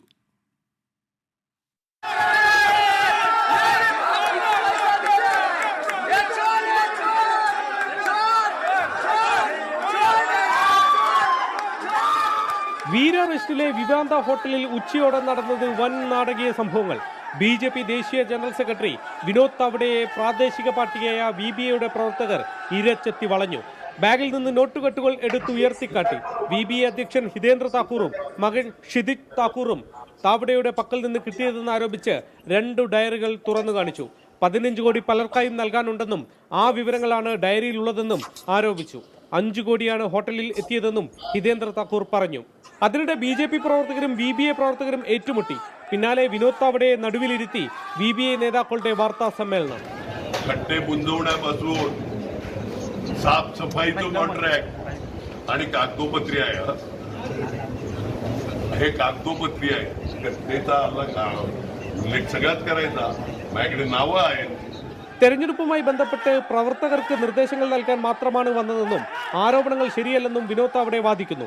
അന്വേഷണം നടക്കട്ടെയെന്നും അദ്ദേഹം പറഞ്ഞു. തെരഞ്ഞെടുപ്പ് കമ്മീഷൻ ഉദ്യോഗസ്ഥർ പണം പിടിച്ചെടുത്തു. വിനോദ് താവ്ഡെയുടെ വാഹനങ്ങളും മുറിയും പരിശോധിച്ചു. തെരഞ്ഞെടുപ്പ് കമ്മീഷന്റെ ജോലിയാണ് VBA നേതാക്കൾ ചെയ്തതെന്നായിരുന്നു ശിവസേന ഉദ്ധവ് വിഭാഗം നേതാവ് സഞ്ജയ് റാവത്തിന്റെ പരിഹാസം. സർക്കാരുകളെയും ജനാധിപത്യത്തെയും അട്ടിമറിക്കാൻ BJP നടപ്പാക്കുന്ന നോട്ട് ജിഹാദാണ് പുറത്തായതെന്ന് ഉദ്ധവ് താക്കറെയും പറഞ്ഞു. വിവിധ സംസ്ഥാനങ്ങളിൽ BJPയുടെ നിർണായകമായ പല തന്ത്രങ്ങൾ മെനയുന്നതിന് പിന്നിലും വിനോദ് താവ്ഡെ ഉണ്ടായിരുന്നു. അതുകൊണ്ട് വിനോദ് താവ്ഡെ ഇപ്പോൾ വന്നുവിട്ടിരിക്കുന്ന വിവാദം അത് BJPക്ക് ഉണ്ടാക്കാവുന്ന ക്ഷീണം ഒരുപക്ഷെ വലുതാവാം. മുംബൈയിൽ നിന്നും ശ്രീനാഥ് ചന്ദ്രൻ, 24. ഫുട്ബോൾ ആരാധകർക്ക് ആവേശം പകരുന്നൊരു വാർത്ത ഇത്. അർജന്റീന ഫുട്ബോൾ ടീം അടുത്ത കൊല്ലം കേരളത്തിൽ വരും. കേരളത്തിൽ അവർ 2 മത്സരങ്ങൾ കളിക്കും. മെസ്സി കേരളത്തിലേക്ക് വരാൻ സാധ്യത. ഇത് സംബന്ധിച്ചുള്ള നിർണായക പ്രഖ്യാപനം നാളെ ഉണ്ടാകും എന്നറിയുന്നു. ഇപ്പോൾ നമുക്കൊപ്പം സലീം മാലിക്കും അനിൽ വാസുദേവും ചേർന്നു. സലീം മാലിക്, എപ്പോഴാണ് ഈ പ്രഖ്യാപനം, നിർണായകമായ പ്രഖ്യാപനം ഉണ്ടാവുക? ആവേശം പകരുന്ന വാർത്തയാണല്ലോ മെസ്സി കേരളത്തിലേക്ക് വരുന്നു എന്നാൽ. ഉറപ്പായും ഫുട്ബോൾ പ്രേമികളെ സംബന്ധിച്ചിടത്തോളം, കേരളത്തിന്റെ കായിക രംഗത്തെ സംബന്ധിച്ചിടത്തോളം ഏറ്റവും പ്രധാനപ്പെട്ട ഒരു ദിവസമാകും നാളെ എന്നുള്ള കാര്യത്തിൽ തർക്കമില്ല. കാരണം സംസ്ഥാനത്തേക്ക്, കേരളത്തിലേക്ക് അർജന്റീനയുടെ ദേശീയ ടീം വരുന്നത് സംബന്ധിച്ച നിർണായക പ്രഖ്യാപനം അത് സംസ്ഥാന സർക്കാരിന്റെ ഭാഗത്ത് നിന്ന് മന്ത്രി തന്നെ ഔദ്യോഗികമായി പ്രഖ്യാപിക്കുന്ന ഒരു ദിവസമായി നാളെ മാറുകയാണ്. മാത്രമല്ല അർജന്റീനൻ ടീമിനൊപ്പം തന്നെ ഇതിഹാസ താരമായ ലയണൽ മെസ്സി കൂടി കേരളത്തിലേക്ക് എത്തും എന്നുള്ള സൂചനകളാണ് നമ്മൾ ലഭിക്കുന്നത്. എന്തായാലും അടുത്ത വർഷമാകും ഇതുമായി ബന്ധപ്പെട്ട് കേരളത്തിലേക്ക് അർജന്റീനൻ ടീം എത്തുക എന്നുള്ളതും. മാത്രമല്ല നേരത്തെ 1 മത്സരം മാത്രമാകും കേരളത്തിൽ കളിക്കുക എന്നുള്ളതായിരുന്നു പറഞ്ഞിരുന്നതെങ്കിൽ അങ്ങനെയല്ല, 2 മത്സരങ്ങൾ കേരളത്തിൽ കളിക്കും എന്ന് ഇപ്പോൾ അർജന്റീനൻ ഫുട്ബോൾ അസോസിയേഷൻ തന്നെ സംസ്ഥാന സർക്കാരിനെ അറിയിച്ചിട്ടുണ്ട്. കേരളത്തിൽ കളിക്കാനുള്ള ക്ഷണം കായിക വകുപ്പ് 1 വർഷം മുൻപാണ് അർജന്റീന ടീമിന് മുൻപിൽ വെക്കുന്നത്. അതിനുശേഷം വളരെ നിർണായകമായി ചർച്ചകൾ പുരോഗമിച്ചുകൊണ്ടിരിക്കുന്ന ഒരു സാഹചര്യമായിരുന്നു ഉണ്ടായിരുന്നത്. ഒടുവിൽ ആ ക്ഷണം അർജന്റീനൻ ഫുട്ബോൾ അസോസിയേഷൻ അംഗീകരിച്ചിരിക്കുന്നു. അതിന് പിന്നിൽ കായിക വകുപ്പും കായിക മന്ത്രിയും ഉൾപ്പെടെ നേരിട്ട് അർജന്റീനൻ അധികൃതരെ പലതവണ കാണുകയും പലതവണ പോവുകയും സംസാരിക്കുകയും ഒക്കെ ചെയ്തിരുന്നു. അതിനൊക്കെ ഒടുവിലാണ് ഇപ്പോൾ ആ തീരുമാനത്തിലേക്ക് എത്തിയിരിക്കുന്നത്. മാത്രമല്ല ഏഷ്യയിലെ ഒരു പ്രമുഖ ടീമുമായും ദേശീയ ടീമുമായും ഓരോ മത്സരങ്ങൾ വീതം കളിക്കും എന്നുള്ളതാണ് നിലവിലുള്ള തീരുമാനം. എന്തായാലും ഇതുമായി സംബന്ധിച്ച് ഇതിൽ സംസ്ഥാന സർക്കാരിനെ സംബന്ധിച്ചിടത്തോളം കായിക വകുപ്പിനെ സംബന്ധിച്ചിടത്തോളം ഉണ്ടായിരുന്ന ഒരു പ്രധാനപ്പെട്ട വെല്ലുവിളി മെസ്സി ഉൾപ്പെടെ അർജന്റീന ടീം, പ്രത്യേകിച്ചും അവർ ലോക ചാമ്പ്യന്മാരാണ്, അവരെ കേരളത്തിലേക്ക് എത്തിക്കുന്നതിന് ഭീമമായ ഒരു തുക വേണ്ടിവരും എന്നുള്ളതായിരുന്നു. വലിയ തുക സംസ്ഥാന സർക്കാരിന് കണ്ടെത്തേണ്ടി വരും എന്നുള്ളതായിരുന്നു ഒരു പ്രതിസന്ധി. അത് സ്പോൺസർഷിപ്പ് വഴി പണം കണ്ടെത്താൻ കഴിയും എന്നുള്ളതാണ് കായിക വകുപ്പിന്റെ നിലവിലെ പ്രതീക്ഷ. കാരണം മെസ്സിയെ പോലെ ഒരാൾ, ഒപ്പം അർജന്റീനൻ ടീമിനെ പോലെ ഒരാൾ വലിയ കേരളത്തിൽ തന്നെ നേരത്തെ തന്നെ ഈ കേരളത്തിലെ ആരാധന അർജന്റീനയിൽ വരെ എത്തുകയും അതിന്റെ പ്രശസ്തി അവിടെ വരെ എത്തുകയും ചെയ്തതാണ്. അതുകൊണ്ട് തന്നെ സ്വാഭാവികമായി ആ സ്പോൺസർഷിപ്പിലൂടെ തന്നെ വലിയ തുക സമാഹരിക്കാൻ കഴിയും എന്നുള്ളതാണ് കായിക വകുപ്പിന്റെ നിലവിലെ. Thank you Saleem Malik. അനിൽ വാസുദേവ് കൂടി നമുക്കൊപ്പം ചേരുന്നു. അനിൽ വാസുദേവ്, ആ വലിയ പ്രഖ്യാപനം നാളെ ഉണ്ടാകുമോ? മെസ്സി കേരളത്തിലേക്ക് എത്തുമോ? തീർച്ചയായും അങ്ങനെ ഒരു പ്രഖ്യാപനത്തിന് വേണ്ടി നമ്മൾ കാലങ്ങളായി അല്ലെങ്കിൽ ഒരു വർഷത്തോളമായി കാത്തിരിക്കുന്നു എന്ന് പറയേണ്ടിയിരിക്കുന്നു. കാരണം ലിയോണൽ മെസ്സി ലോകത്തിന്റെ ഉന്നതിയിൽ എത്തി നിൽക്കുന്ന സമയം, ലോകകപ്പ് നേടി നിൽക്കുന്ന സമയം, മെസ്സിയെ ഏറ്റവും കൂടുതൽ ആരാധിക്കുന്ന ആളുകളിൽ ഒരാളാണ് നമ്മൾ കേരളത്തിലുള്ളവർ. നേരത്തെ അർജന്റീനയ്ക്ക് ഏറ്റവും പിന്തുണ നൽകിയ ആളുകൾ ഒരുപക്ഷെ അർജന്റീനയേക്കാൾ കൂടുതൽ ബംഗ്ലാദേശിലെയും ഇന്ത്യയിലെയും ആരാധകർ, അത് പ്രത്യേകിച്ച് കേരളത്തിലെ ആരാധകർ എന്ന തരത്തിലാണ് ഉണ്ടായിരുന്നത്. അപ്പോൾ മെസ്സി കേരളത്തിലേക്ക് വരുന്നത് സംബന്ധിച്ച് നമുക്ക് വലിയ സന്തോഷം നൽകുന്നതാണ്. ഇതിൽ ഏറ്റവും സുപ്രധാനമായ കാര്യം, ഒരുപക്ഷെ AIFF-ന്, അഖിലേന്ത്യാ ഫുട്ബോൾ ഫെഡറേഷന് സാധിക്കാത്ത കാര്യം ഒരുപക്ഷെ കേരളത്തിന് സാധിക്കുമെങ്കിൽ അത് വലിയ വലിയ നേട്ടം എന്ന് തന്നെ നമുക്ക് പറയേണ്ടിയിരിക്കുന്നു. കാരണം നേരത്തെ അർജന്റീനൻ ടീമിനെ കൊണ്ടുവരാൻ ഉള്ള ഒരു ശ്രമങ്ങൾ അഖിലേന്ത്യാ ഫുട്ബോൾ ഫെഡറേഷൻ നടത്തിയിരുന്നു. പക്ഷേ അർജന്റീന ടീം ഭീമമായ തുക ആവശ്യപ്പെട്ടു. പക്ഷെ അതിന് പ്രകാരം ഒടുവിൽ AIFF അതിൽ നിന്ന് പിന്മാറുകയായിരുന്നു ഉണ്ടായിരുന്നത്. പക്ഷെ അതിന് പിന്നാലെയാണ് കേരളം നേരിട്ട് ചർച്ചകൾ തുടങ്ങിയതും കായിക മന്ത്രി സ്പെയിനിലെ അർജന്റീനയുടെ ഓഫീസിലൊക്കെ തന്നെ പോവുകയും അവിടെ പോയി അവിടുത്തെ അധികൃതരെ കാണുകയും ഒക്കെ തന്നെ ചെയ്തത്. പക്ഷെ അപ്പോഴും വലിയ രീതിയിൽ സംശയങ്ങൾ ഉണ്ടായിരുന്നു. പക്ഷേ ഇനിയും ഇക്കാര്യത്തിൽ ഒരു ഔദ്യോഗിക പ്രഖ്യാപനത്തിന് വേണ്ടി മാത്രമാണ് നമ്മൾ കാത്തിരിക്കുന്നത്. ഏതാണ്ട് 100 കോടിയോളം ചെലവ് വരുമെന്നാണ് അന്ന് പറഞ്ഞത്. അതായത് ഇന്ത്യയിൽ നിലവിൽ മെസ്സിക്ക് കളിക്കാൻ പറ്റിയ ഒരു ഗ്രൗണ്ട്, ആ തരത്തിലുള്ള അന്താരാഷ്ട്ര നിലവാരത്തിലുള്ള ഗ്രൗണ്ട് ഇല്ലെന്ന് തന്നെ പറയാം, കേരളത്തിൽ പ്രത്യേകിച്ചും. അപ്പോൾ കേരളത്തിൽ ആദ്യം നല്ലൊരു സ്റ്റേഡിയം വേണ്ടിയിരിക്കുന്നു. ഇപ്പോഴത്തുള്ള കൊച്ചി ജവഹർലാൽ നെഹ്റു സ്റ്റേഡിയത്തിൽ പരിമിതികൾ ധാരാളമുണ്ട്. ഒരുപക്ഷെ അതിനെ നവീകരിക്കുന്ന അടക്കമുള്ള കാര്യങ്ങളുണ്ടാവും. പക്ഷേ ദ്രുതഗതിയിൽ കാര്യങ്ങൾ ചെയ്യേണ്ടി വരും. അടുത്ത ജൂണിൽ വരുമെന്നാണ് നേരത്തെ ഉണ്ടായിരുന്ന പ്രഖ്യാപനം. ആ സമയത്താണ് അർജന്റീനയുടെ ലോകകപ്പ് ക്വാളിഫയർ മത്സരങ്ങളൊക്കെ കഴിഞ്ഞ്, അതുപോലെ തന്നെ ക്ലബ്ബ് മത്സരങ്ങളൊക്കെ കഴിഞ്ഞുകൊണ്ട് താരങ്ങളൊക്കെ തന്നെ ഫ്രീ ആവുന്ന സമയം, ഒരു ഇന്റർനാഷണൽ ബ്രേക്ക് വരുന്ന സമയം. ഏതാണ്ട് ആ സമയത്ത് വരികയാണെങ്കിൽ ഒരു 2 മത്സരങ്ങളെങ്കിലും കളിക്കുകയാണെങ്കിൽ ഒരുപക്ഷെ കായിക കേരളത്തിന് കിട്ടുന്ന ഏറ്റവും വലിയ ഊർജ്ജമായി അത് മാറും എന്ന കാര്യത്തിൽ യാതൊരു തർക്കവും വേണ്ട. പ്രത്യേകിച്ച് ലിയോണൽ മെസ്സി വരികയാണെങ്കിൽ ടിക്കറ്റ് എത്രയായാലും എത്ര പൈസയാണെങ്കിലും ആളുകൾ അത് എടുക്കുമെന്ന കാര്യത്തിൽ തർക്കമില്ല. ഒരുപക്ഷെ ഒരു ഓപ്പൺ സ്ഥലത്ത് പോലും കളി നടത്തണമെന്ന് പോലും ആളുകൾ പറയും. കാരണം അത്ര കണ്ട് നമ്മൾ കണ്ടുള്ളതാണ്. ഇവിടെ കേരള ബ്ലാസ്റ്റേഴ്സിന്റെ മത്സരത്തിനടക്കം പോലും എത്ര കണ്ട ആളുകൾ വന്ന് ടിക്കറ്റ് കിട്ടാതെ മടങ്ങി പോകുന്നു. അപ്പോൾ ലിയോണൽ മെസ്സി വരുമ്പോൾ പറയേണ്ട കാര്യമുണ്ടോ എന്ന് തന്നെയാണ് ഈ ഘട്ടത്തിൽ ചോദിക്കാനിരിക്കുന്നത്. എല്ലാ കണ്ണുകളും അല്ലെങ്കിൽ എല്ലാ ചെവികളും ഒക്കെ തന്നെ ഇനി കാതോർക്കുന്നത് ആ ഒരു നിമിഷത്തിന് വേണ്ടിയാണ്. കായിക മന്ത്രിയുടെ പ്രഖ്യാപനം ഉണ്ടാകുമെന്ന് തന്നെയാണ് AFA, അതായത് അർജന്റീനൻ ഫുട്ബോൾ അസോസിയേഷനിൽ നിന്ന് ഒരു അനുകൂല തീരുമാനം ഉണ്ടായി എന്നുള്ള വിവരമാണ് കായിക വകുപ്പ് മന്ത്രിയുടെ ഓഫീസിൽ നിന്നൊക്കെ കിട്ടുന്ന വിവരം. എന്തായാലും ഇത് ഔദ്യോഗികമായി മന്ത്രിയുടെ ഭാഗത്തു നിന്ന് ഒരു പ്രഖ്യാപനം ഉണ്ടാവുകയാണെങ്കിൽ കേരള കായിക ചരിത്രത്തിൽ തന്നെ ഏറ്റവും സുപ്രധാനമായ ഒരു ദിവസമായി നാളെ മാറും. SKN. ഓക്കെ, എന്തായാലും മെസ്സി കേരളത്തിലേക്ക് എത്താൻ സാധ്യതയുണ്ടെന്ന സൂചന വരുമ്പോൾ തന്നെ നമ്മൾ ആവേശഭരിതരായിരിക്കുന്നു. ഇനി നമുക്ക് എന്തായാലും ആ നല്ല കാര്യം സംഭവിക്കട്ടെ. കേരളത്തിലെ ഫുട്ബോൾ ആരാധകർക്ക് ആ വലിയ വാർത്ത നാളെ കിട്ടട്ടെ എന്നാണ് നമ്മുടെ ആഗ്രഹം. പ്രൈം ടൈം തുടരുകയാണ്. നേരത്തെ നമ്മൾ ചെയ്ത വാർത്തയാണ്. ശബരിമലയിൽ തുടങ്ങാനിരുന്ന ഹരിവരാസനം റേഡിയോ നടത്തിപ്പ് മുൻ കോൺഗ്രസ് നേതാവ് ബാലകൃഷ്ണൻ പെരിയയ്ക്ക് നൽകാൻ വഴിവിട്ട നീക്കം നടന്നുവെന്ന ആക്ഷേപം ഉയർന്നു. എന്നാൽ ഈ കാര്യത്തിൽ ചില കാര്യങ്ങൾ പറയാനുണ്ടെന്ന് 24 ബന്ധപ്പെട്ട് ബാലകൃഷ്ണൻ പെരിയ പറയുന്നു. ബാലകൃഷ്ണൻ പെരിയ ഇപ്പോൾ ടെലിഫോണിൽ ചേരുന്നു. Balakrishnan Periya, good evening. എന്താണ് താങ്കൾക്ക് ജനങ്ങളോട് പറയാനുള്ളത് ഇക്കാര്യത്തിൽ? അല്ല, യഥാർത്ഥത്തിൽ ഈ റേഡിയോയുമായിട്ട് ബന്ധപ്പെട്ട വിഷയമായതുകൊണ്ട് ഒരു മുൻ കോൺഗ്രസ് നേതാവ് എന്ന് പറയുന്നതിനേക്കാളും കഴിഞ്ഞ ഒരു 30 വർഷമായി പ്രക്ഷേപണ രംഗത്ത് പ്രവർത്തിക്കുന്ന ഒരാൾ കൂടിയാണ്. റേഡിയോ പ്രക്ഷേപകൻ എന്ന് പറയുന്നതാണ് നല്ലത്. അങ്ങനെ പറഞ്ഞിരിക്കുന്നു. അങ്ങനെ പറയാനാണ് എനിക്ക് ഇപ്പൊ അഭിമാനം കൂടുതൽ. ഓക്കെ, ആയിക്കോട്ടെ. രണ്ടാമത്തെ കാര്യം, ഈ ഹരിവരാസനം റേഡിയോയുമായി ബന്ധപ്പെട്ട് ഏകദേശം 7ഓളം ആളുകൾ അവിടെ ബിഡിൽ പങ്കെടുത്തിരുന്നു. ആ ബിഡിൽ പങ്കെടുത്ത കൂട്ടത്തിൽ ഏറ്റവും കുറവ് സംഖ്യ കോട്ട് ചെയ്തത് എന്റെ സ്ഥാപനമായിരുന്നു. അതിന്റെ അടിസ്ഥാനത്തിൽ സ്വാഭാവികമായും ഈ റേഡിയോ ഞങ്ങൾക്ക് കിട്ടും എന്നുള്ളൊരു വിശ്വാസം ഉണ്ടായിരുന്നു. പക്ഷെ അപ്പോഴാണ് ഞങ്ങളോടൊരു സംശയം പ്രകടിപ്പിച്ചത്, ഈ ഓരോ മാസവും 5 ലക്ഷം രൂപ വെച്ച് ചെലവഴിക്കുക എന്നുള്ളത് വലിയ ബാധ്യതയാണെന്ന്. അപ്പൊ ഞങ്ങൾ പറഞ്ഞത്, ഇതിന്റെ പ്രാഥമികമായി ഈ റേഡിയോ ഉണ്ടാക്കാനുള്ള പൈസ തന്നാൽ ഈ ഓരോ മാസത്തെയും ചെലവ് ദേവസ്വം ബോർഡ് വഹിക്കേണ്ട, അതിന് പകരം ഞങ്ങൾ സ്പോൺസർഷിപ്പ് വഴി ഈ റേഡിയോ നടത്തിക്കൊണ്ടു പോകാം എന്നൊരു ഓഫർ കൂടി ഞങ്ങൾ നൽകിയിരുന്നു. ബാലകൃഷ്ണൻ, എനിക്കൊരു സംശയം, ഇത് ഇന്റർനെറ്റ് റേഡിയോ ആണോ അതോ ടെറസ്ട്രിയൽ റേഡിയോ ആയിരുന്നോ? ഇത് ടെറസ്ട്രിയൽ റേഡിയോ അല്ല, കമ്മ്യൂണിറ്റി റേഡിയോയിലേക്ക് കടക്കുന്നതിന് മുൻപ് ഒരു റേഡിയോ ആയിരുന്നു. iOS ആൻഡ്രോയിഡ് ആപ്പ് വഴി, അതുപോലെ തന്നെ വെബ്സൈറ്റ് വഴിയും വേൾഡ് വൈഡ് ആയിട്ട് കിട്ടാൻ പറ്റുന്ന രീതിയിലുള്ള റേഡിയോ പ്രക്ഷേപണത്തെ കുറിച്ചാണ് ആലോചിച്ചത്. അപ്പോ അങ്ങനെ അപ്പൊ സ്വാഭാവികമായിട്ട് ഇന്നിപ്പോ വഴിവിട്ട് ബാലകൃഷ്ണൻ പെരിയക്ക് എനിക്ക് കിട്ടിയിട്ടില്ല എന്ന് മാത്രമല്ല, 16-ാം തീയതിയോടുകൂടി മണ്ഡലകാലം തുടങ്ങുന്നതിന് മുൻപ് ഇതിന്റെ ഉദ്ഘാടനം നിർവഹിക്കപ്പെടും എന്നൊരു മെസ്സേജ് സ്വാഭാവികമായി ഉണ്ടായതിന്റെ അടിസ്ഥാനത്തിൽ എനിക്ക് തോന്നുന്നു ഇതിനകത്ത് പങ്കെടുത്ത പല ആളുകളും ഇതുപോലെ iOS ആൻഡ്രോയിഡ് ആപ്പുകളിലൊക്കെ റേഡിയോ കൊണ്ടുവരാൻ ശ്രമിച്ചിട്ടുണ്ട്. അപ്പൊ അതിന്റെ അടിസ്ഥാനത്തിൽ ഞാനും 1000 രൂപ പോലും ഈ ദിവസം വരെ ശബരിമല ദേവസ്വം ബോർഡുമായി ബന്ധപ്പെട്ട് ഞാൻ കൈപ്പറ്റിയിട്ടില്ല. എനിക്കിങ്ങനെ ഒരു റേഡിയോ തന്നതായിട്ടുള്ള ഒരു അറിയിപ്പ് വന്നിട്ടില്ല. പക്ഷെ കോട്ട് ചെയ്ത കൂട്ടത്തിൽ ഏറ്റവും കുറവ് സംഖ്യ കോട്ട് ചെയ്തത് ഞാനാണ് എന്നുള്ളത് കൊണ്ട് സ്വാഭാവികമായി പിന്നെ എങ്ങനെയാണ് ബാലകൃഷ്ണൻ ഇങ്ങനെ ഒരു ആരോപണം ഉയർന്നത്?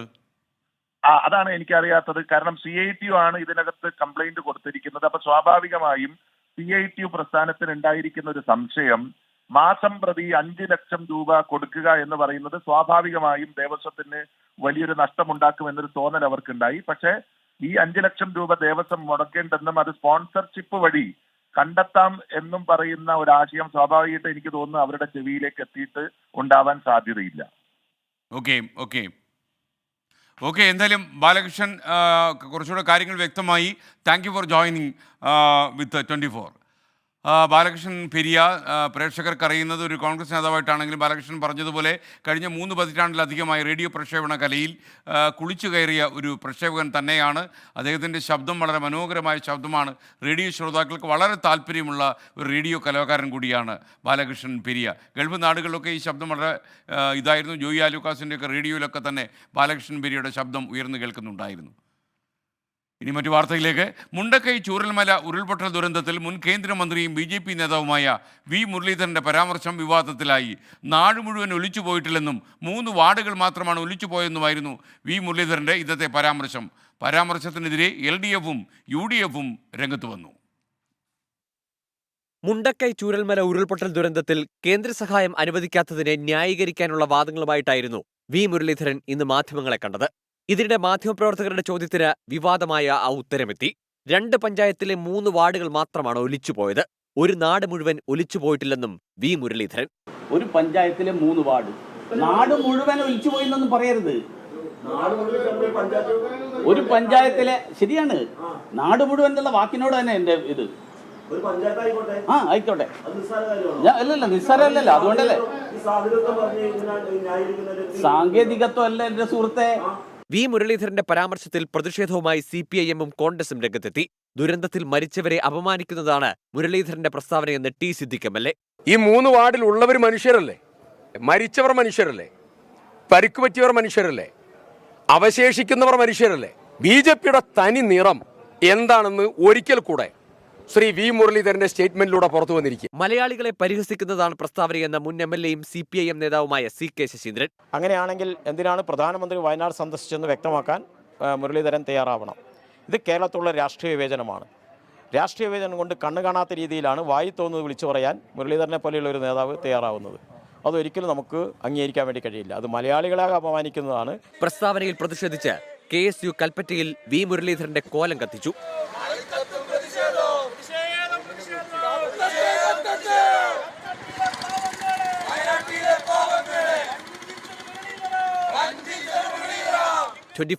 തിരുവനന്തപുരം, വയനാട്. പ്രേക്ഷകർക്ക് വീണ്ടും സ്വാഗതം. പ്രൈം ടൈം തുടരുകയാണ്. ഇന്നത്തെ വാർത്താ പകലിൽ കുറേ അധികം വാർത്തകൾ വന്നു. പലപ്പോഴും നിങ്ങൾ കലച്ചിൽ കൊണ്ട് ചിലപ്പോൾ വാർത്താ ചാനലുകൾ കാണാൻ പറ്റിയെന്ന് വരില്ല, ചിലപ്പോൾ വാർത്തകൾ തന്നെ അറിഞ്ഞു എന്നും വരില്ല. ഇന്നത്തെ പകൽ വന്ന വാർത്തകൾക്കിടയിലൂടെ ഒരു ഓട്ടപ്രദർശനം നടത്തുന്നു. വാർത്താ പകൽ.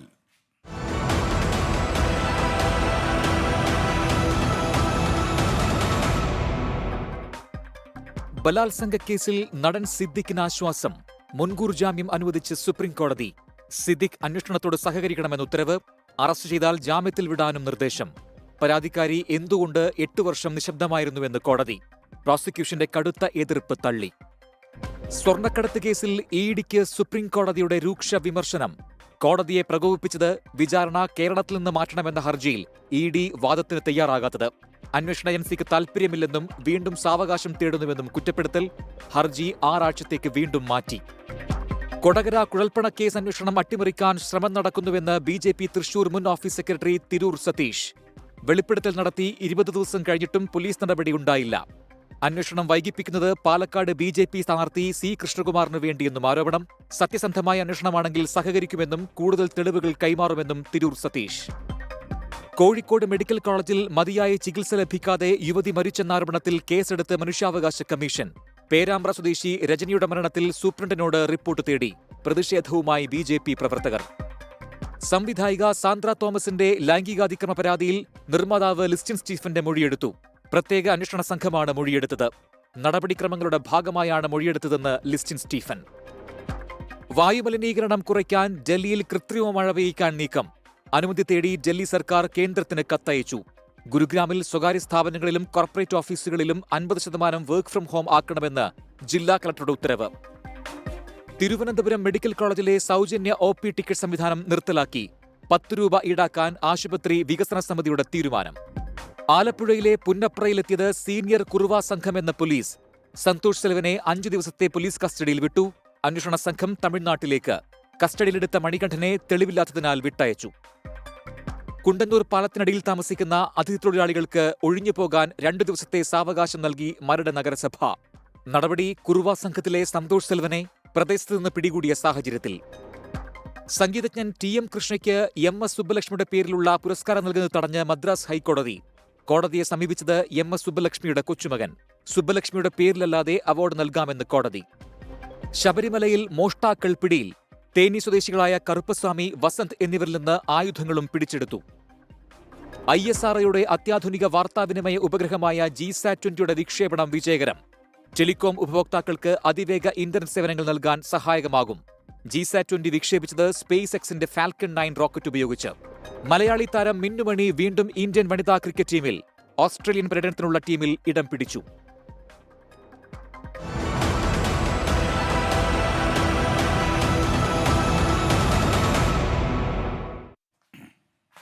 മറ്റു വാർത്തകളിലേക്ക്. ദക്ഷിണേന്ത്യയിലെ പ്രധാന മാവോയിസ്റ്റ് നേതാവ് വിക്രം ഗൌഡ കർണാടകയിലെ ഉടുപ്പിയിൽ ഏറ്റുമുട്ടലിൽ കൊല്ലപ്പെട്ടു. 3 പേർ രക്ഷപ്പെട്ടു.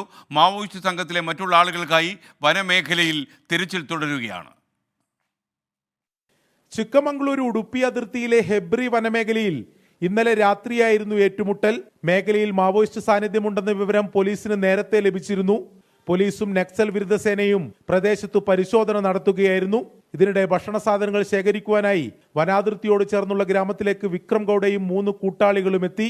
പോലീസിനെ കണ്ട് മാവോയിസ്റ്റുകൾ ആദ്യം വെടിയുതിർത്തുവെന്നാണ് ഔദ്യോഗിക വിശദീകരണം. തുടർന്ന് നടന്ന ഏറ്റുമുട്ടലിൽ വിക്രം ಗೌಡയെ ಕೊಲೆಪಡುತ್ತಿ. ರಾಜು ಮತ್ತು ಲತಾ ಅಂತೇಳಿ ಅವರು ಇಬ್ಬರು ನೆಕ್ಸಲೈಟ್ಸು ಸೈಟ್ ಆಗಿದ್ರು ಅಂತೇಳಿ ಅವರನ್ನು ಆ ಏರಿಯಾದಲ್ಲಿ ಕೋಂಬ್ ಮಾಡುವಾಗ, ಆದರೆ ತಕ್ಷಣ ಅವರು ಪೊಲೀಸ್ನವ್ರು ಬಂದು ಕಂಡ ತಕ್ಷಣ ಅವ್ರ ಮೇಲೆ ಫೈರ್ ಮಾಡಿದ್ದಾರೆ ಅಂತೇಳಿ ಹೇಳ್ತಿದ್ದಾರೆ. ಅದಕ್ಕಾಗಿ ಅವರು ಎನ್ಕೌಂಟರ್ ಮಾಡಬೇಕಾಯಿತು ಅಂತೇಳಿ ಎನ್ಕೌಂಟರ್ ಆಗಿದೆ. മുൻകാരു, ലത, ജയണ്ണ, വനജാക്ഷി എന്നിവരാണ് മാവോയിസ്റ്റ് സംഘത്തിലുള്ള മറ്റുള്ളവർ. ഇവർ വനത്തിനുള്ളിലേക്ക് ഓടി രക്ഷപ്പെട്ടുവെന്നാണ് പോലീസ് പറയുന്നത്. നിലമ്പൂർ കരുള ഏറ്റുമുട്ടലിൽ നിന്ന് രക്ഷപ്പെട്ട നേതാവാണ് വിക്രം ഗൌഡ. കേരളത്തിൽ നിന്ന് 2 മാസം മുമ്പാണ് സംഘം ഉടുപ്പി വനമേഖലയിലേക്ക് എത്തിയത്. ഏറ്റുമുട്ടലിന്റെ പശ്ചാത്തലത്തിൽ കർണാടക അതിർത്തി മേഖലകളിൽ കേരള പോലീസും നിരീക്ഷണം ശക്തമാക്കി. 24 ബംഗളൂരു. മാവോയിസ്റ്റ് നേതാവ് വിക്രം ഗൌഡയും സംഘവും ഗബ്രി ഉൾവനത്തിൽ നിന്ന് രാത്രികാലങ്ങളിൽ നാട്ടിൽ എത്തിയിരുന്നതായി ഉടുപ്പി കാമ്പിനാൽ ഗ്രാമവാസികൾ പറയുന്നു. ഭക്ഷണ സാധനങ്ങൾ ആവശ്യപ്പെട്ടാണ് വീടുകളിൽ എത്തിക്കൊണ്ടിരുന്നത്. ഇവരുടെ കൈവശം ആയുധങ്ങൾ കണ്ടിട്ടുണ്ടെന്നും നാട്ടുകാർ പറഞ്ഞു. ഉടുപ്പി ഹെബ്രി ഉൾവനത്തിൽ നിന്ന് അരുൺ പാറക്കൽ തയ്യാറാക്കിയ റിപ്പോർട്ട്. ഉടുപ്പി ജില്ലയിലെ ഹെബ്രി താലൂക്കിലെ ഹെബ്രി വനമേഖലയിൽ നിരവധി തവണ ഇത്തരത്തിൽ മാവോയിസ്റ്റുകൾ ഇറങ്ങിയിരുന്നു എന്ന് പ്രദേശവാസികൾ പറയുന്നുണ്ട്. ഇതിപ്പോൾ കബിനാൽ വില്ലേജാണ്. ഈ പ്രദേശത്തെ അടിസ്ഥാന വികസനങ്ങളൊന്നും തന്നെ സർക്കാർ ഏർപ്പെടുത്തുന്നില്ല. ഇവിടുത്തെ റോഡും അതുപോലെ തന്നെ കുടിവെള്ളവും വൈദ്യുതിയുമൊക്കെ ഇപ്പോഴും ഈ നാട്ടുകാർക്ക് കിട്ടാക്കനിയായി നിൽക്കുകയാണ്. അതുകൊണ്ടാണ് മാവോയിസ്റ്റിൻ്റെ സാന്നിധ്യം ഇവിടെ തുടർച്ചയായി ഉണ്ടാവുന്നത്. അവരുടെ സജീവ പ്രവർത്തനങ്ങളിലേക്ക് ആളുകളിങ്ങനെ, വിക്രം ഗൌഡ ഈ പ്രദേശത്തുകാരനാണ്, സജീവ പ്രവർത്തനങ്ങളിലേക്ക് ആളുകളിങ്ങനെ പോകാനുള്ള കാരണവും അതുതന്നെയാണെന്നാണ് ഈ പ്രദേശവാസികൾ പറയുന്നത്. ഞങ്ങൾ തുമ്പ് വേറെ ಪರಿಚಯದಾರೆ ಈ ನಕ್ಸಲೈಟ್ ಸೇರೋದು ತುಂಬು ಐದು ಬಕ್ಕ ನಕ್ಸಲೈಟ್ ಸೇರಿ ಬಕ್ಕ ಒಂದು 2 ಸಾರಿ ತೂತ ಅಂಕ್ಲು ಐದು ಬಕ್ಕಾರೇನು ತೂತುಜಿ ಅವೇರ್ದು ಬಕ್ಕ ನೆಕ್ಕ ಸೇರಿ ಬಕ್ಕಾರನ ಹೆಚ್ಚಿ ಕ್ವಾಂಟಿಟಿ ಇಜ್ಜಿ ಅಂಕ್ಲೆ ಎಂಚ ಆಚಾರಂದು ಒಂದು ನೆಕ್ಕ ಸೇರಿ ಬಕ್ಕ ಎಂಚ ಆಪೇರಂದು ಹಣಾರ ಹೆಚ್ಚಿ ತೂತುಂಡಪ್ಪ ഞങ്ങൾ മസാല തൂത്ത അങ്ങനെ നക്സൽ സംഘടನೆ പോയിಬೇಕಾ ಮಸಾಲಾten ತೂತ ಬರಂದಿತ್ತೀರಿ ಅಪ್ಪಲ್ಲ ಊರುಡು ಪುರ ಬತ್ತ ರೇಷನ್ ಗೇಷನ್ ಮತ್ತು ಕೇಂದ್ರ ಇಲ್ಲ ಮತ್ತು ಬತ್ತು ಒಂದಿತ್ತೀರಿ ಉಣಸ್ ಬತ್ತ ಒಂದಿತ್ತೀರಿ ಬತ್ತು ಒಂದಿತ್ತೀರಿ ಆಡ ಇಂಚಪ್ಪ ಬಂಡ ಎಂಗ್ಲು ಒಂದು ತೂವಂದ್ರೆ ಒಂದು 10 ವರ್ಷ ಆಂಡು ಎಂಗ್ಲಾಗ್ಲನ್ನು ತೂವಂದೆ ಎಕ್ಟಮ್ ಕೂಡ ನಗ್ಲನ್ನು ತೂ ಇತ್ತೆ ಕೂಡ ಬತ್ತು ಇತ್ತೆ ಬತ್ತಿನ ಬಂಡ ಎಂಗ್ಲಿಗೆ ಪುನಃ ನ್ಯೂಸ್ ಮುಖಾಂತರ ಗೊತ್ತಾಯಿನಿ ಮೂಮೆಂಟ್ಸ್ ಉಂಡು ಬಂಡದು ಇರ್ಬೇಕಂಗೆ ಕ್ವಾಡೆ ಎಂಕ್ಲೆ ಮೂಲ ಎನ್ಕೌಂಟರ್ ಆಂಡ್ ಇಂಚಿಂಚ ಮಾಡೋದು ಕ್ವಾಡೆ ಗೊತ್ತಾಯ್ತು. ನಕ್ಸಲ್ಗೆ ನೀ ಸಪೋರ್ಟ್ ಜನ ಮಲ್ದೇರ್ ಪಂಡಲ್ಲ ಇಂಚಿನ ಅಭಿವೃದ್ಧಿಲೇ ಕೆಲವು ಕಾರಣಗಳು ಕರೆಂಟ್ ಇಜ್ಜಿ ಇನ್ನು ನಕ್ಸಲ್ ಅವಳು ದಾಯಿ ಬರೋಂದುಲ್ಲೇರ್ ಪನ್ನಲ್ಲ ಆ ವ್ಯವಸ್ಥೆ ಇಜ್ಜಿ ಜನಕ್ಕೆ ಅಭಿವೃದ್ಧಿ ಇಜ್ಜಿ ಇನ್ನು ನಕ್ಸಲ್ ಮಾತ್ರ ಬರ್ಪುನಡೆಗೆ ಪಂಪನೆ ಅಂಚಿತನ ಬೈದರ ಬಿಟ್ಟನತ್ ಅಂಚಿತನ ಪರಿಸ್ಥಿತಿ ನಿಗ್ಲೇನಕ್ಕೆ ಪೋಯಾರು ನಕ್ಸಲ್ ಉಂಡು ಎನ್ಕೌಂಟರ್ ಆಂಡ್ ಮಂಡ ಮಾತ್ರ ನಿಗ್ಲು ಪೋಪಾರ ಇಜ್ರು ಪೋಪಾರ ಇನ್ನು ಏತೋ ಜನ ಆಫೀಸರ್ಸ್ನಾಗ್ಲು ಬೈದೇರು ಅವೇ ಸರ್ಕಾರ ವಿಶೇಷವಾದ ಗಮನ ಕೊಡೋಡು ನೆಕ್ ಪಂಚಾಯತ್ ಫಂಡಲೇನು ಕೊಡೋಡು ರೋಡ್ಲೆಗೆ ರಸ್ತೆಲೆಗೆ ಎಂಕ್ಲೆ ನಗರ ಆತೆ ನಕ್ಸಲ್ ಎಂಕ್ಲೆ ಬೋರ್ಡಿಂದ ಖಂಡಿತವಾದಲ್ಲಿ ಜನ ಪನ್ಪುಚೇರು ಒಪ್ಪುಚೇರು ನಕ್ಸಲ್ ಬೊಚ್ಚಿ ಎಂಕ್ಲೆಗೆ ಎಂಕ್ಲು ದೇಶದ ಈ ಸಂಘಟನೆಯಲ್ಲಿ ಒಳ್ಳೆ ಸಪೋರ್ಟ್ ಮಲ್ಪಾರ ಸಾಧ್ಯ ಮಲ್ಪುಣ್ಣ ಇಜ್ಜಿ ಅನ್ನು ನಮಕ್ ಅಭಿವೃದ್ಧി ಬೋರ್ಡ್ മൽപ്പുണ്ണു ഒന്നേൻ പൂര സർക്കാർ മൽത്തൊന്ന് പാട്. ഇപ്പോൾ വിക്രം ഗൗഡയുടെ ഒപ്പമുണ്ടായിരുന്ന സംഘത്തിന് വേണ്ടി ആൻറ്റി നക്സൽ സ്ക്വാഡും ഡോഗ് സ്ക്വാഡും ഒക്കെ പരിശോധന കർശനമാക്കിയിട്ടുണ്ട്. ഈ ഹെബ്രി വനമേഖലയിൽ ഇപ്പോഴും ഈ പോലീസും സംഘവും തമ്പടിച്ചിട്ടുണ്ട്. ഈ മാവോയിസ്റ്റുകൾക്ക് വേണ്ടിയുള്ള പരിശോധന ഇപ്പോൾ തുടർന്നുകൊണ്ടേയിരിക്കുകയാണ്. എന്തായാലും ഇക്കാര്യത്തിലൊരു സമഗ്രമായ അന്വേഷണം വേണമെന്ന ആവശ്യം ഇവിടെ നിന്നും ഉയർന്നു കഴിഞ്ഞിട്ടുണ്ട്. രജീഷ് കരിവള്ളൂരിനും വിജേഷ് അണങ്കൂരിനുമൊപ്പം ഉടുപ്പിയിൽ നിന്ന് അരുൺ പാറക്കൽ, 24. ദക്ഷിണേന്ത്യയിലെ മാവോയിസ്റ്റ് പ്രവർത്തനങ്ങൾക്ക് ചുക്കാൻ പിടിച്ചയാളാണ് വിക്രം ഗൗഡ. ഏറെക്കാലമായി കേരള പോലീസിൻ്റെയും തണ്ടർബോൾട്ടിൻ്റെയും തലവേദനയായിരുന്നു വിക്രം ഗൗഡ. ആരായിരുന്നു വിക്രം ഗൗഡ? 28 വർഷമാണ് വിക്രം ഗൗഡയ്ക്കായി വലവിരിച്ച വിവിധ സംസ്ഥാനങ്ങളിലെ പോലീസ് സേനകൾ കാത്തിരുന്നത്. ഒളിയുദ്ധത്തെ ഓർമ്മിപ്പിക്കും വിധം അതിവിദഗ്ധമായി നക്സൽ ഓപ്പറേഷനുകൾ നടത്തി കാടുകയറുന്നതിൽ സമർത്ഥൻ. അട്ടപ്പാടി, നിലമ്പൂർ, വയനാട് വനമേഖലയിൽ സജീവമായിരുന്ന വിക്രം ഗൗഡ മാവോയിസ്റ്റ് വിരുദ്ധ സേനയ്ക്ക് പിടിതരാതെ നടക്കുകയായിരുന്നു. നക്സൽ പ്രസ്ഥാനത്തിന്റെ നേത്രാവതി യൂണിറ്റിന്റെ കമാൻഡറായിരുന്നു കർണാടക കബ്ബിനാലെ സ്വദേശിയായ വിക്രം ഗൗഡ. ദക്ഷിണേന്ത്യയിൽ മാവോയിസ്റ്റ് നീക്കങ്ങളുടെ ചുക്കാൻ പിടിച്ച രൂപേഷ് അറസ്റ്റിലായതോടെ നേതൃത്വം ഏറ്റെടുത്തത് വിക്രം ഗൗഡയായിരുന്നു. കേരളം ഉൾപ്പെടുന്ന പശ്ചിമഘട്ട മേഖലാ സമിതിയുടെ ഭാഗമായ കബനിദളം, ഭവാനിദളം എന്നീ പോരാട്ട വിഭാഗങ്ങളുടെ ചുമതല വിക്രം ഗൗഡയ്ക്കായിരുന്നു. മാവോയിസ്റ്റ് മിലിറ്ററി ഓപ്പറേഷൻസ് മേധാവിയായ വിക്രം ഗൗഡയെ കണ്ടെത്തുന്നവർക്ക് ആന്ധ്രാപ്രദേശ്, കർണാടക സർക്കാരുകൾ നേരത്തെ പാരിതോഷികം പ്രഖ്യാപിച്ചിരുന്നു.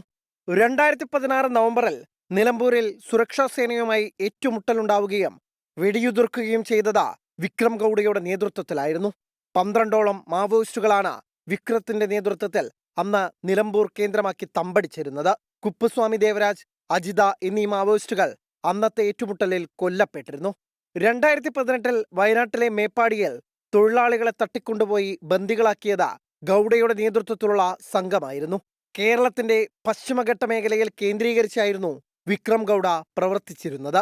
കേരള പോലീസ് കഴിഞ്ഞ വർഷം വിക്രം ഗൗഡ ഉൾപ്പെടെ 25 മാവോയിസ്റ്റ് അംഗങ്ങൾക്കായി ലുക്കൌട്ട് നോട്ടീസ് പുറപ്പെടുവിച്ചിരുന്നു. വിവിധ കേസുകളിൽ പ്രതിയായ ഇവരെക്കുറിച്ച് വിവരം നൽകുന്നവർക്ക് പാരിതോഷികം നൽകുമെന്നായിരുന്നു വയനാട് ജില്ലാ പോലീസ് പുറപ്പെടുവിച്ച നോട്ടീസിൽ വ്യക്തമാക്കിയത്. കഴിഞ്ഞ വർഷം നവംബർ 8-നാണ് ചപ്പാരം കോളനിയിൽ ഏറ്റുമുട്ടലുണ്ടായത്. ഇതിനുശേഷം വിക്രം ഗൗഡയുടെ സംഘം കർണാടക വനമേഖലയിലേക്ക് മാറുകയായിരുന്നു. പോലീസിന് മുന്നിൽ കീഴടങ്ങാനുള്ള സാധ്യതകൾ അന്വേഷിച്ചു വരികയായിരുന്നു. ഉടുപ്പിയിലെ നക്സൽ പ്രവർത്തനങ്ങളെക്കുറിച്ചുള്ള രഹസ്യാന്വേഷണ വിവരങ്ങൾ ലഭിച്ചതിന്റെ അടിസ്ഥാനത്തിലായിരുന്നു തിരച്ചിലും തുടർന്നുള്ള ഏറ്റുമുട്ടലും. Resource desk 24. വിക്രം ഗൗഡ വളരെ പ്രശസ്തനായ മാവോയിസ്റ്റ് ആയിരുന്നു. ആ ഗൗഡയുടെ ജീവിതത്തിനാണ് ഇപ്പോൾ തിരശ്ശീല വീണത്. ഇനി വാർത്തകളിൽ നിറയാത്തവർ.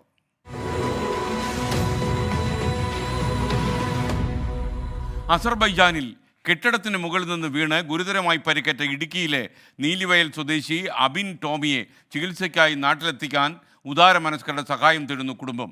ശസ്ത്രക്രിയയ്ക്കും വിമാന ടിക്കറ്റിനും 10 ലക്ഷത്തോളം രൂപയാണ് ഇപ്പോൾ ആവശ്യമായി വന്നിരിക്കുന്നത്.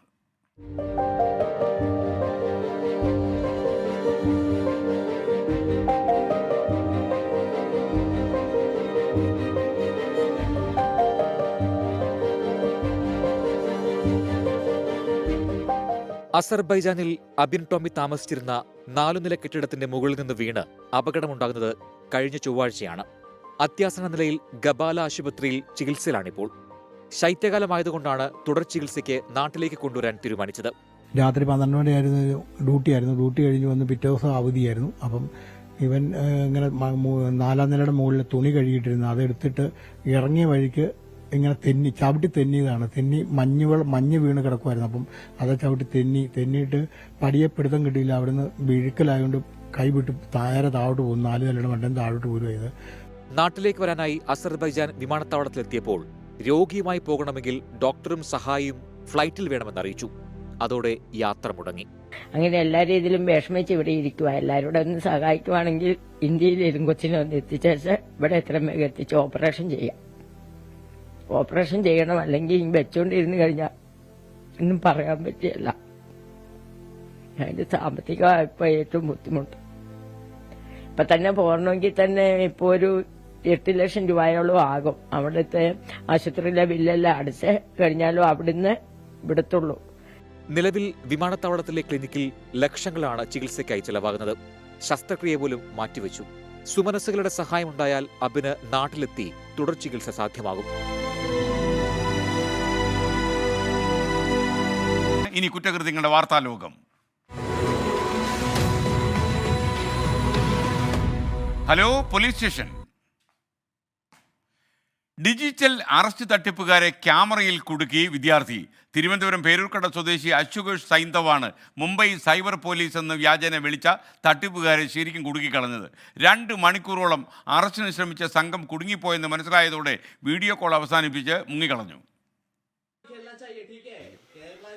ഇന്ന് ഉച്ചയ്ക്കാണ് തട്ടിപ്പ് സംഘത്തെ അശുഘോഷ് വെള്ളം കുടിപ്പിച്ചത്. പിതാവ് TC രാജേഷിന്റെ ഫോണിലേക്ക് വിളിച്ച സംഘം സാമ്പത്തിക തട്ടിപ്പിലെ പ്രതിയെന്ന് പറഞ്ഞ് കെണിയിൽ വീഴ്ത്താനാണ് ശ്രമിച്ചത്. BCA കഴിഞ്ഞ് സൈബർ സുരക്ഷാ കോഴ്സും പഠിച്ച അശുഘോഷ് തട്ടിപ്പുകാരെ വീഴ്ത്താനുള്ള സുവർണ അവസരമാണിതെന്ന് തിരിച്ചറിഞ്ഞു. പിന്നീട് നടന്നതെല്ലാം ക്യാമറയിലാക്കി. चैनल के नाम बताना, मैं भी देखूं। अरे सब चैनल है, कोई सब चैनल है भैया, बहुत चैनल है मेरे पास. आप जाके टीवी खोलो ना, टीवी खोलो, टीवी पे आ जाएगा. यही बात कर रहे हैं? अरे टीवी पे आ जाएगा. आप लाइव स्ट्रीमिंग है. ये केरला है भैया. केरला के बच्चे के साथ नहीं खेलना चाहिए, ठीक है? केरला के बच्चे के साथ ऐसा नहीं खेलना चाहिए भैया. മലയാളം സംസാരിക്കണം, മനസ്സിലാവുന്നില്ലല്ലേ? മനസ്സിലാവണ്ട, എനിക്കൊന്നും നിന്നെ മനസ്സിലാക്കിയിട്ട് എനിക്കൊന്നും കിട്ടാനില്ല. अरे मलयालम सीखवाना मैं क्यों आपके हिंदी में बोलना चाहिए? ओलो गोलो गोलो गोलो गोलो, वही आपको पता है. ओलो गोलो गोलो गोलो गोलो. മുംബൈ സൈബർ സെല്ലിലെ ഇൻസ്പെക്ടർ എന്ന് പറഞ്ഞ് ID കാർഡും കാണിച്ചെത്തിയ 2 ഉദ്യോഗസ്ഥർ മുറിയിൽ നിന്ന് പുറത്തിറങ്ങരുതെന്ന് പറഞ്ഞു. അറസ്റ്റ് രേഖപ്പെടുത്തുകയും അശുഘോഷിന്റെ പേരിൽ 28 കേസുകളുണ്ടെന്ന് പറഞ്ഞ് മണിക്കൂറുകളോളം ഭീഷണിപ്പെടുത്തുകയും ചെയ്തു. ആധാർ കാർഡും അക്കൗണ്ട് നമ്പറുമെല്ലാം ചോദിച്ചായിരുന്നു അടുത്ത വിരട്ടൽ. ഓൺലൈനിൽ കയറുമ്പോൾ തന്നെ ഒരു പോലീസ് ഉദ്യോഗസ്ഥൻ യൂണിഫോമൊക്കെ ഇട്ട് തോളിൽ നക്ഷത്രങ്ങളൊക്കെ ആയിട്ട് അവിടെ ഇരിക്കുന്നതാണ് നമുക്ക് കാണാൻ പറ്റുക. പുള്ളി കയറുന്നതേ നമ്മുടെ അടുത്ത് പറയും ഞാൻ സൈബർ ക്രൈമിൻ്റെ ഇൻസ്പെക്ടറാണെന്ന് പറഞ്ഞ് പുള്ളിയുടെ ID കാർഡൊക്കെ നമ്മളെ കാണിച്ചു തരും. ഗവൺമെൻറ് ID, ഒഫീഷ്യൽ ID പോലെ ഫോർജറി ചെയ്ത് വെച്ചിരിക്കുന്ന ഒരു ID കാർഡാണ്. ഒരു സാധാരണക്കാരനാണ് കയറുന്നതെന്നുണ്ടെങ്കിൽ അത് കാണുമ്പോൾ തന്നെ വിശ്വസിക്കും. ഇതിലൊരു കാര്യം എന്ന് വെച്ച് കഴിഞ്ഞാൽ ഇവർക്ക് നമ്മുടെ പേരോ നമ്മുടെ സ്ഥലമോ യാതൊരു വിധത്തിലുള്ള ഡീറ്റെയിൽസ് ഇവരുടെ പക്കൽ കാണില്ല. ഇവർ ജസ്റ്റ് ഒരു നമ്പറിലേക്ക് വിളിക്കുന്നു. നമ്മുടെ കയ്യിൽ നിന്ന് തന്നെയാണ് ഇവർ നമ്മുടെ പേരും സ്ഥലവും എല്ലാം ചോദിച്ചറിയാൻ നോക്കുന്നത്. ഇവർ ഈ നമ്മളെ വിശ്വസിപ്പിക്കാൻ വേണ്ടിയിട്ട് തന്നെ ഇവർ നമ്മുടെ ID കാർഡ് നമ്പറും നമ്മുടെ പേരും മറ്റും എല്ലാം ചോദിക്കും. ഏതെങ്കിലും പറഞ്ഞു കൊടുത്താൽ മതി, അവരതുകൊണ്ട് പൊക്കോളും. പക്ഷേ ഇത് നമ്മളെ വിശ്വസിപ്പിക്കാൻ വേണ്ടിയിട്ട് ഇവർ പോലീസ് വയർലെസ്സിലൂടെ സംസാരിക്കുന്ന രീതിയിലാണ് ഇവർ കമ്മ്യൂണിക്കേഷൻ പാസ് ചെയ്യുന്നത്. അതേപോലെ തന്നെ ബാക്കി പെൻഡിങ് ഇരിക്കുന്ന ഫയലെല്ലാം പെട്ടെന്ന് തീർക്കണം കേട്ടോ എന്നൊക്കെ ബാക്ക്ഗ്രൗണ്ടിൽ പറയുന്നതൊക്കെ നമുക്ക് കേൾക്കാൻ പറ്റും. എല്ലാം ഉള്ളിൽ ചിരിച്ചു കേട്ടിരുന്ന അശുഘോഷ് ഒടുവിൽ തിരിച്ച് പണി കൊടുത്തു. അഭിഭാഷകരും ഡോക്ടർമാരും വൈദികരും പോലീസുകാരും തുടങ്ങി വിദ്യാസമ്പന്നരടക്കം ഒട്ടേറെ പേർ ദിനംപ്രതി വീഴുന്ന കെണിയാണ് ഈ വിദ്യാർത്ഥി പൊട്ടിച്ചെറിഞ്ഞത്. അപ്പോൾ ഈ ഇടയ്ക്ക് നമ്മുടെ തൃശ്ശൂർ സൈബർ സെല്ലിൽ ഒരു സാറിൻ്റെ വീഡിയോ വന്നിട്ടുണ്ടായിരുന്നല്ലോ. അപ്പം ഞാൻ ആ വീഡിയോ എടുത്ത് ഇവർക്ക് തിരിച്ച് കാണിച്ചു കൊടുത്തു. നിങ്ങൾ ഇതിൽ പെട്ടവരല്ലേ എന്ന് ചോദിച്ചപ്പോഴത്തേനും അവർക്ക് മനസ്സിലായി പണി കിട്ടിയെന്നുള്ളത്. അവരുടെ 2 മണിക്കൂർ പാഴാക്കിയാൽ അവർക്ക് ഭയങ്കര വിഷമമായിരുന്നു. അതുകൊണ്ട് അവർ കുറേ ചീത്തയൊക്കെ വിളിച്ചിട്ട് പോവുകയാണ് ചെയ്തത്. അവർക്ക് പ്രത്യേകിച്ച് വേറൊന്നും ചെയ്യാനില്ലായിരുന്നു അവിടെ. 24 തിരുവനന്തപുരം. എന്തായാലും വെൽ ഡൺ സൈന്ധവ്. അശുഘോഷ് സൈന്ധവിനെ നമ്മൾ ശരിക്കും സല്യൂട്ട് ചെയ്യണം. എത്രയോ വിവരമുള്ള ആളുകൾ, ബുദ്ധിമാന്മാർ ഇവർക്ക് മുമ്പിൽ വെർച്വൽ അറസ്റ്റ് ചെയ്തു എന്ന് കേട്ടാൽ പേടിച്ച് വിറച്ച് ബാങ്കിൽ കിടന്ന പണം ട്രാൻസ്ഫർ ചെയ്ത് കൊടുത്ത കുറേ മലയാളികൾ നമുക്കിടയിലുണ്ട്. അവർക്കിടയിൽ സൈന്ധവ്, നീ വലിയവൻ തന്നെ കേട്ടോ, നിന്നെ അംഗീകരിച്ചിരിക്കുന്നു. ശരണം സന്നിധാനം. സൈക്കിൾ പ്യൂർ അഗർബത്തി ശരണം സന്നിധാനം സമർപ്പിക്കുന്നത് അഗർബത്തി എന്നാൽ സൈക്കിൾ.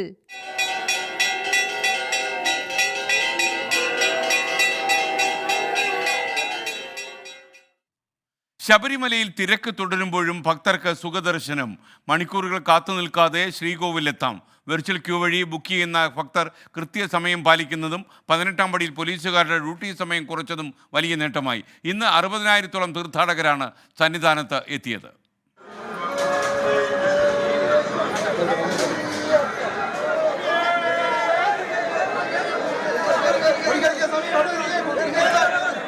പ്രതിദിനം വെർച്വൽ ക്യൂ ബുക്കിംഗ് 70,000 ആണെങ്കിലും ശബരിമല സന്നിധാനത്ത് തിരക്ക് പ്രകടമല്ല. വെർച്വൽ ക്യൂ വഴി എത്തുന്ന ഭൂരിഭാഗം പേരും കൃത്യസമയം പാലിക്കുന്നു. 18-ാം പടിയിൽ പോലീസുകാരുടെ ഡ്യൂട്ടി സമയം 20 നിന്ന് 15 മിനിറ്റായി കുറച്ചതും തിരക്ക് നിയന്ത്രിക്കാൻ സഹായകമായി. വെർച്വൽ ക്യൂ വഴി ബുക്ക് ചെയ്യുന്ന തീർത്ഥാടകരിൽ വലിയൊരു ശതമാനം ആ ദിവസങ്ങളിൽ എത്താറില്ല. ഇത് സ്പോട്ട് ബുക്കിംഗ് എണ്ണത്തിലേക്കാണ് മാറ്റുന്നത്. ബുക്ക് ചെയ്യാതെ ദർശനത്തിനെത്തുന്ന മുഴുവൻ തീർത്ഥാടകർക്കും ദർശനത്തിന് സൗകര്യമൊരുക്കുന്നുണ്ട്. അയ്യപ്പ ഭക്തരെ സഹായിക്കാനും സുരക്ഷയൊരുക്കാനുമായി സന്നിധാനത്ത് സ്പെഷ്യൽ ഓഫീസറുടെ നേതൃത്വത്തിൽ വൻ പോലീസ് സംഘമുണ്ട്. ഇതിനു പുറമെ ദ്രുതകർമ്മസേനയും NDRFും സായുധ സേനയും സജ്ജം. നാളെയും 70,000 പേർ വെർച്വൽ ക്യൂ വഴി ദർശനത്തിനെത്തും. 24 സന്നിധാനം. ഇനി നാളെ നമ്മൾ ശ്രദ്ധിക്കേണ്ട ചില കാര്യങ്ങൾ, നാളത്തെ ചില വാർത്തകൾ, ചില അറിയിപ്പുകൾ, നമ്മൾ എടുക്കേണ്ട ചില പ്രിക്കോഷൻസ്. കേരളം നാളെ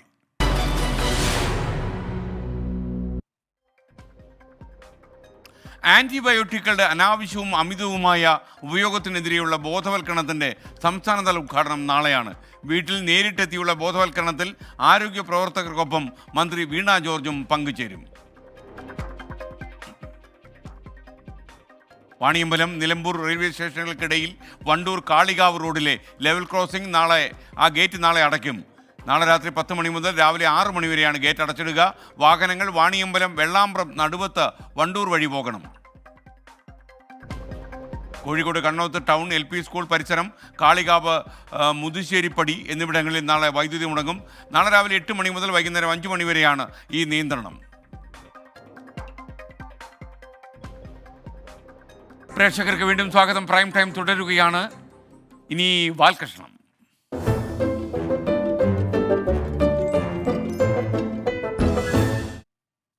മുൻ പ്രതിപക്ഷ നേതാവ് രമേശ് ചെന്നിത്തലയുടെ BJP സംസ്ഥാന പ്രസിഡന്റ് ഒരു വല്ലാത്ത സ്നേഹം. എന്നാൽ പാലക്കാട്ടെ ഉപതെരഞ്ഞെടുപ്പിൽ പ്രതിപക്ഷ നേതാവ് VD സതീശൻ്റെ ആത്മവിശ്വാസം ചോദ്യം ചെയ്യുന്നുമുണ്ട് നമ്മുടെ കെ സുരേന്ദ്രൻ. VD സതീശനോട് സ്നേഹമില്ലാത്ത കെ സുരേന്ദ്രന് പഴയ പ്രതിപക്ഷ നേതാവിനോട് ആരാധന തോന്നുന്നത് എന്തുകൊണ്ടാവും? കാണാം. MFL തയ്യാറാക്കിയ വാൽകൃഷ്ണം. പാലക്കാട്ടെ തെരഞ്ഞെടുപ്പിൽ സതീശേട്ടൻ മലമറിച്ച് പണിയെടുത്തിട്ടും കെ സുരേന്ദ്രന്റെ വക സർട്ടിഫിക്കറ്റ് കിട്ടിയത് നമ്മളെ ചെന്നിത്തലക്കാണ്. നല്ല അന്തസ്സുള്ള പ്രതിപക്ഷ നേതാവായിരുന്നു രമേശ് ചെന്നിത്തല.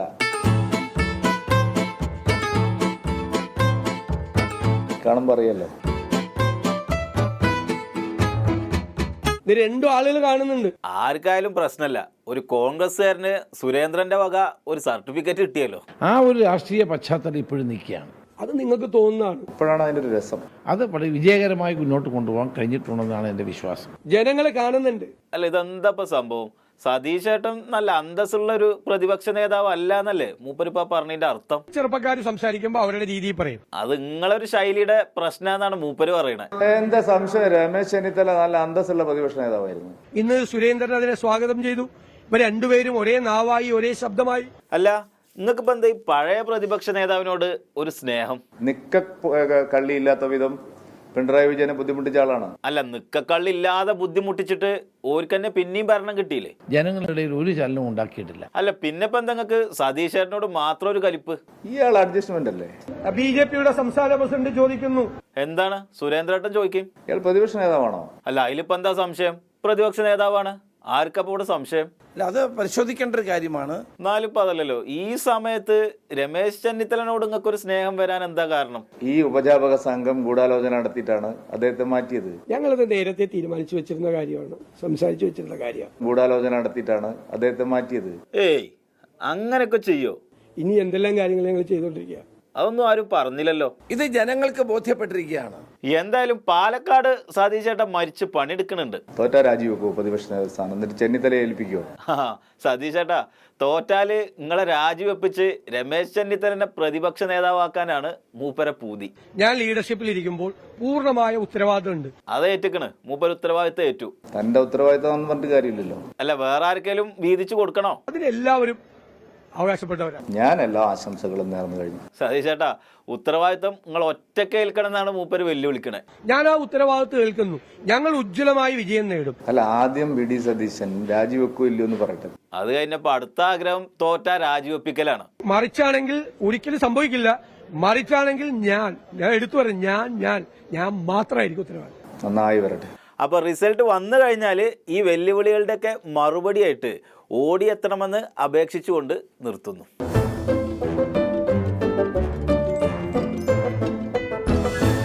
ഈ വാൽകൃഷ്ണത്തോടെ ഇന്നത്തെ പ്രൈം ടൈമിൻ്റെ എപ്പിസോഡ് അവസാനിക്കുന്നു. ഇനി നമ്മൾ കാണുക നാളെ രാവിലെ 6 മണിക്ക് പാലക്കാട് പോളിംഗ് ബൂത്തിലേക്ക് അടക്കുകയാണ്. അതിൻ്റെ പ്രത്യേക സംപ്രേഷണത്തിൽ ഞാനും എൻ്റെ സംഘാംഗങ്ങളും എൻ്റെ ആർമിയും.